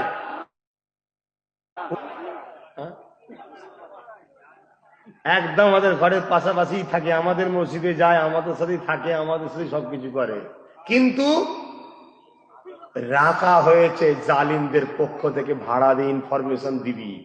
শুনছেন ভাই? আগে এই গুণকে যদি গ্রামে ঠিক করতে পারেন, আমি আপনাকে বলে দিয়ে গেলাম 2021-এ ইনকিলাব হয়ে যাবে। কথা বুঝে আসছে? আর বলবো না। আল্লাহুম্মা আমিন। আল্লাহ, আমার হাজী সাহেব চাচাজির বাড়ির মাই মুরব্বীদের রুহের মাগফিরাতের উদ্দেশ্য দোয়া। আল্লাহ, এসে তো কথা অন্যদিকে বললাম, সমাজ চেতনের কথা বললাম, শিক্ষা চেতনের কথা বললাম, সাথে সাথে আল্লাহ রাজনীতি সচেতনার কথা বললাম। আল্লাহ, কোনটাই আল্লাহ মানুষ কোন কথাটাই মানুষকে ধোঁকা দিবার জন্য বলিনি, সব কথাটাই বলেছে আপনার সৃষ্টিকে বাঁচাবার জন্য। আল্লাহ, আপনার সৃষ্টিকে কেন ভালোবাসি? আপনাকে ভালোবাসি বলে। তাই তাহলে সব কথাটা আপনার জন্যই বলেছি। কে খুশি হয়ে নিল, কে কি কষ্ট হয়ে নিল, ও আমার দেখার দরকার নেই। আমার মালিক। আমি ব্যক্তিগতভাবে কাউকে আঘাত দিতে চাইনি, ব্যক্তিগত কারোর উপরে আমার রাগ নাই। অন্যায় যখন কেউ করে, রাগটা আপনার জন্যই আমি দেখাই। ঠিক যদি কেউ করে, ভালো তাকে আপনার জন্যই বাসি। কেন? আপনি অন্যায়ের বিরুদ্ধে ন্যায়ের পক্ষে। আল্লাহ, আমার বাপ হাজী সাহেব 3 নামাজ পড়েছেন, এই দুয়ার জন্য নফল নামাজ পড়েছেন, কোরআন তেলাওয়াত করেছেন, 1 খতম কম বেশি। এভাবে প্রতি বছর এই মাহফিল করে। এই দুয়ার মাহফিলের জন্য টোটাল যা কিছু খরচ করেছে আল্লাহ কবুল করে নেন।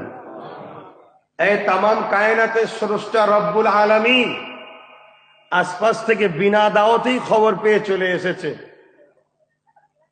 কেন? আমার ভাইকে বলেছিলাম বাড়ির জলসা যখন একেবারে প্রচার নয়, কিন্তু আশপাশের মানুষ, চারিদিক থেকে এই এলাকারই মানুষ কম বেশি সবাই হাজির হয়ে গেছে।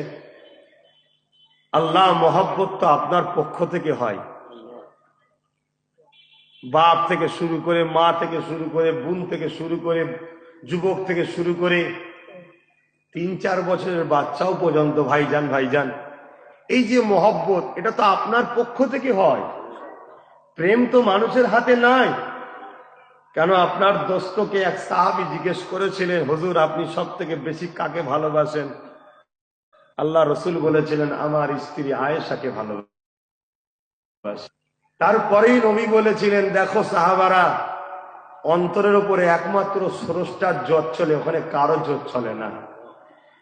এত বাধা, এত চাপ, এত মিথ্যা মামলা, এত কেস, এত হুমকি, তারপরও এই যে এরা পাগলের মতো দিবানা হয়ে বাবাজি বাবাজি, ভাইজান ভাইজান করে ছুটছে, আল্লাহ এ তো আপনার পক্ষ থেকে প্রেম তৈরি হয়েছে। আল্লাহ, তাই আমি বড় খুশিতে আনন্দে আশায় বসে আছি, ইনশাআল্লাহ 21-এ কিছু না কিছু ঘটবে ইনশাআল্লাহ।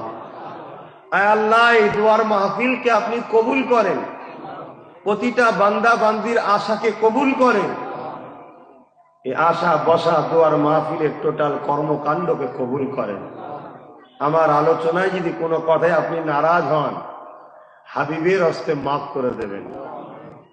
খুশি হয়ে যদি রহমত করে কিছু সওয়াব দেন, সর্বপ্রথমে সওয়া আকামদার মুফাক্কির মওজুদা সাইয়্যিদুল মুরসালিন রহমাতাল লিল আলামিন, নবীদের নবী, নেতাদের নেতা, শাহিনশাহদের শাহিনশাহ, दोनों जहानेर बादशाह मुस्तफा आरबी सल्लल्लाहु अलैहि ওয়াসাল্লামের দরবারে আমাদের পক্ষ থেকে নজরানা হিসাবে সওয়াবটুকু পৌঁছে দিন। হুজুরের আব্বা জান, হুজুরের আম্মা জান, হুজুরের আহলিয়া, হুজুরের কলিজার টুকরা টুকরি সন্তান সন্ততি রূপকে সওয়াব পৌঁছে দিন। तमाम साहबा साहबिया हजरत इमाम हसन हुसैन हुजूर रूपा के साथ पहुंच रही, तमाम नबीन सिद्दीकीन सुहादा सालेहीन चार पिराने पीर चार इमाम हुजूर रूपा के साथ पहुंच रही। আমাদের সকলের আল্লাহ পাক, আমাদের সকলের প্রিয় আল্লাহ, আমাদের সকলের স্রষ্টা মালিক আল্লাহ, আমাদের সকলের ইমাম মুজাদ্দিদুজ জামান আমিরুশ শরিয়াত আল্লামা সৈয়দুনা আবু বকর সিদ্দিক আল কুরাইশি দাদা হুজুর পাকে সব পৌঁছে দিন। দাদা হুজুর কলিজার টুকরা খলিফা হুজুর পাকে সব পৌঁছে করে আল্লাহ বেতাজ সুলতান হিন্দ গরিবে নওয়াজ মাইনুদ্দিন আজমিরি সঞ্জালি জিনার পূজা আমরা গরিবে নওয়াজের দরবারে সব পৌঁছে দিন। আয় আল্লাহ দয়াময় দয়া করে মেহেরবানি করে আমাদের সকলের আব্বা আম্মা দাদু দাদি নানা নানি ফুপু ফুপা খালা খালু মাই মুরব্বী জিনারাই চলে গেছেন, প্রত্যেকের কবরের আযাবকে মাফ করে কবরকে নূর আলা নুরানি করে দিন। খাস করে আমার চাচাজি তিনার আব্বা আম্মা আত্মীয় স্বজন মাই মুরব্বী জিনারা চলে গেছেন, প্রতি বছরে আল্লাহ জলসা করে, এ আজ থেকে করছে না, বছরকে বছর করে আসছে। আগে আমার বাপ চাচা হুজুররা আসতেন, আজকে তেনার সন্তান আমরা এসছি। আল্লাহ এই মাহফিলকে কবুল করলে মাই মুরব্বীদের কবরকে নূর আলা নুরানি করে দিন। ডান হাতে আমল নামা নসিব করবেন, রসুলের শফাআত নসিব করবেন, আল্লাহ জান্নাত নসিব করবেন। আল্লাহ আমাদের সকলের আব্বা আম্মা ভাই বোন স্ত্রী ছেলে প্রত্যেকের হায়াত দারাজ করুন, সুস্থ রাখুন, ভালো রাখুন, বিমারকে সেবা করুন। খাস করে আল্লাহ এই বাড়ির একটা ছোট্ট সন্তান আল্লাহ বিমারে আছে, একেবারে ছোট্ট একটা বাচ্চা, খোদা আপনারই তো সৃষ্টি, দুনিয়ায় পাঠিয়েছেন। মা কত ব্যথা যন্ত্রণা করে বাচ্চাকে কোলে রেখেছিল, আজ খানদানে রসুলের কাছে আশা করেছে হুজুর দোয়া করবেন খাস করে, কিন্তু আমি তো গুনাহগার, কিন্তু চাইছি আপনার কাছে। আপনি তো বলেন না যে গুনাহগার হলে চাইবি না, আপনি বলেছেন চা আমার কাছে, আপনার কাছে চাইছি আমাদের আল্লাহ ওই বাচ্চাটাকে সুস্থ করে দেন, আল্লাহ বাচ্চাটাকে সুস্থ করে দেন, ওর বিমারকে আল্লাহ একেবারে জ্বর গোড়া থেকে ভালো করে দিন। আল্লাহ কি বিমার আপনি ভালো জানেন, আল্লাহ ভালো করে দেন। বিমার আপনার পরীক্ষা, বিমারটা আল্লাহ পাকের পরীক্ষা। মুমিন বিমার হওয়াটা আল্লাহর জন্য রহমত। বান্দা বান্দি আল্লাহকে বেশি করে ডাকে, আল্লাহ ছোট্ট বাচ্চা মা বাপ আজকে বড় আশা করছে আপনার কাছে, আর আমাকে দোয়া চাইতে বলেছে, আমি গুনাহগার আপনার কাছে হাত তুলেছি। আল্লাহ পাক এখানে যদি কোনো একটা মানুষ আপনার পছন্দ হয়, আমি গুনাহগার হয়তো আমাকে পছন্দ নয়, যার দোয়াটা পছন্দ হবে তার খাতিরে আল্লাহ বাচ্চাটাকে সুস্থ করে দেন। সবচেয়ে বড় কথা মার আল্লাহ এখানে বহুত ছোট ছোট বাচ্চা আছে, তাদের তো গুনাহই নেই, তাদের কারো না কারো তাদের হাতটা তো আপনার পছন্দ, তাদের খাতিরে এই বাচ্চাকে আল্লাহ আপনি সুস্থ করে দেন। আল্লাহ এই গ্রামে আপনি শান্তি দেন, সমস্ত ভাই ভাই মিল মহব্বত দেন। কে কি দল করে না করে আল্লাহ সেই দলের জন্য যেন নিজেরা ভাই ভাই মারপিট না করে, কেন এক মুসলমান আর এক মুসলমানকে ঘৃণা করলে জান্নাতের খুশবু পাবে না। এই কাফেরদের জন্য জাহান্নামীদের আমরা ভাই ভাই মারপিট যেন না করে ফেলি। আল্লাহ আমাদের যার যাকে ভালো লাগে করবে, যার যার মতো থাকবে। আল্লাহ হাবিবের খাতিরে আপনার কাছে ভিক্ষা চাই, আমার মাতৃভূমি ভারতকে বিদেশি শক্তি থেকে হেফাজত করুন। আয় আল্লাহ আমার দেশের ভৌগোলিক পরিস্থিতি সার্বভৌমত্বকে আল্লাহ আপনি উন্নতি করুন। আয় আল্লাহ আমার মাতৃভূমির হেফাজতের জন্য আমার দেশের সেনাবাহিনীরা কত কষ্ট করে বরফে ঠান্ডাতে গরমে বর্ষাতে জানকে বাজিলে গিয়ে স্ত্রী ছেড়ে মা ছেড়ে আমার মাতৃভূমির সেবায় তারা নিজের জীবনকে কুরবান করছে। আল্লাহ ওই সকল সেনাবাহিনী বন্ধুদের জন্য দোয়া করি, আল্লাহ তাদের জানকে তুমি হেফাজত করো, দুশ্মনের হাত থেকে হেফাজত করো, বিদেশি শক্তিকে হেফাজত করো। আল্লাহ তাদের পরিবার বাচ্চা স্ত্রী নিয়ে সুখে শান্তিতে খেয়ে পরে শান্তির পথে চলার তৌফিক দাও। আল্লাহ আমার দেশের সেনাবাহিনী, আমার দেশের প্রশাসন বাহিনী ভেতর থেকে ঠিক করার জন্য, দেশের ভেতরের মানুষকে দুষ্কৃতির হাত থেকে বাঁচাবার জন্য, আয় আল্লাহ নিরীহ মানুষের আশ্রয় দিবার জন্য প্রশাসন যারা প্রকৃত হিরো, আল্লাহ সেই প্রশাসন ভাইদের উপরে আজ নেতারা বড় অত্যাচার। বিমল গুরুঙের গুলিতে যে মারা গেল, আজ সেই প্রশাসনের উপরে কি বেইনসাফি হচ্ছে। আজ আমার দেশের প্রশাসন ভাইরা বেউজ্জতি হচ্ছে। আমার দেশের প্রশাসন ভাইদের ঘরে দুষ্কৃতির হাত থেকে জানমাল হেফাজত করুন। আমার দেশের প্রশাসন ভাইদের পরিবার, স্ত্রী, সকল বাচ্চাদের নিয়ে তাদেরকে সুখে শান্তিতে রেখে শান্তির পথে চলার তৌফিক দেন। আয় আল্লাহ, আমার দেশবাসী, আমার মাতৃভূমির বাসী, আমারই ভাই, আমারই বাপ আদমের সন্তান, আমারই মা হাওয়ার ছেলে, আদিবাসী, দলিত, মতুয়া, সাঁওতাল, যত ধর্মের মানুষ আছে, প্রত্যেকটা গরিব অসহায় মানুষকে দুবেলা দুমুঠো পেট ভর্তি করে খাইয়ে ছেলে পুলে স্বামী স্ত্রী সুখে শান্তিতে শান্তির পথে চলার তৌফিক দিন। আল্লাহ আমার কলেমা বড় ভাই, আল্লাহ আমরা এই জালিমদের পাল্লায় পরে বিভিন্ন দলে বিভক্ত হয়ে গেছি, আমাদের ঘরে মিল দিন আল্লাহ, আমাদের মধ্যে ইত্তেহাদ দিন, ইত্তেফাক দিন, আমাদেরকে আল্লাহ জানমাল হেফাজত করুন, আমাদেরকে দুবেলা দুমুঠো খেয়ে ছেলে পুলে স্ত্রীকে সুখে শান্তিতে রেখে শান্তির পথে চলার তৌফিক দিন। আয় আল্লাহ প্রত্যেকের মনে আশাকে কবুল করুন, এই বাড়িকে রহমত দিন, আমার চাচার শরীরকে সুস্থ রাখুন, এখানে যত মুরব্বী বাপ আছে সবাই আমার চাচা সমতুল্য, সবাইকে সুস্থ রাখুন, ভালো রাখুন। আমার যত মায়েরা পর্দার হাত তুলে সবাই মা সমতুল্য, সবাইকে সুস্থ রাখুন, ভালো রাখুন। আয় আল্লাহ আমার সমস্ত যুবক যুবতী ভাই বোনগুলোকে সুস্থ রাখুন, ভালো রাখুন, নেক করুন, নামাজি মুত্তাকি পরহেজগার বানান, সবাইকে মিলেমিশে শান্তির পথে চলার তৌফিক দিন।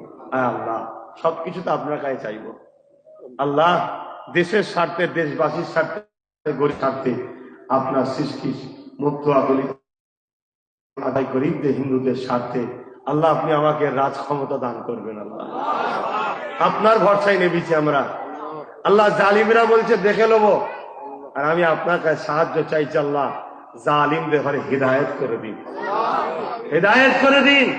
যদি হিদায়ত কপালে না থাকে আল্লাহ, পাওয়ার তো আপনি দিয়েছেন, নিঃশ্বাস তো আপনার ক্ষমতা দিয়ে চলছে আল্লাহ, বাধাকে সরিয়ে দেবেন, রাস্তার কাঁটা পরিষ্কার করে দেবেন, বিচার আপনার কাছে দিলাম।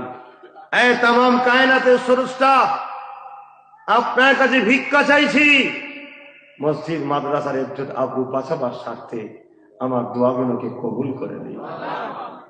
পীর আবু বকর সিদ্দিক নলেজ সিটি করার তৌফিক দেন, নলেজ সিটি দেখে যাবার তৌফিক। আমার আব্বা আম্মা ভাই বোন স্ত্রী আত্মীয় স্বজন পাড়া প্রতিবেশী সবাইকে আল্লাহ সুখে শান্তিতে রাখুন। আমার ফুরফুরা শরীফে গ্রামের মা আজ জান প্রাণ দেওয়ায় ভালোবাসে, সবাইকে আপনি বাংলার মানুষকে আপনি হেফাজত করুন, তামাম বিশ্বের মোমেন মোমেনাদের জানমাল হেফাজত করুন। আল্লাহ আমার মুজাদ্দেদ জামান বাচ্চাদের মধ্যে মিল মহব্বত দিন, সবাইকে মিলে মিশে রাখুন। আল্লাহ আম মানুষ কোথায় যাবে, আমি এক সে এক। আল্লাহ আমার মুজাদ্দেদ জামানের বাচ্চাদের মধ্যে মিল মহব্বত দিন। আল্লাহ আল্লাহ কওমের স্বার্থে মিল দিন। আমিন সুম্মা আমিন। আল্লাহ সবার জন্য চাইলাম, আমার জন্য কি চাইব আল্লাহ, আমার জন্য চাওয়ার আগে আর একবার আল্লাহ আপনার কাছে হাত তুলি যে ওই বাচ্চাটাকে সুস্থ করে দেবেন। আল্লাহ আমার জন্য কি চাইব আল্লাহ, আল্লাহ আমার জন্য যেটা ভালো, আপনার আমি সৃষ্টি। বাপ ভাইয়া সালাম দেন।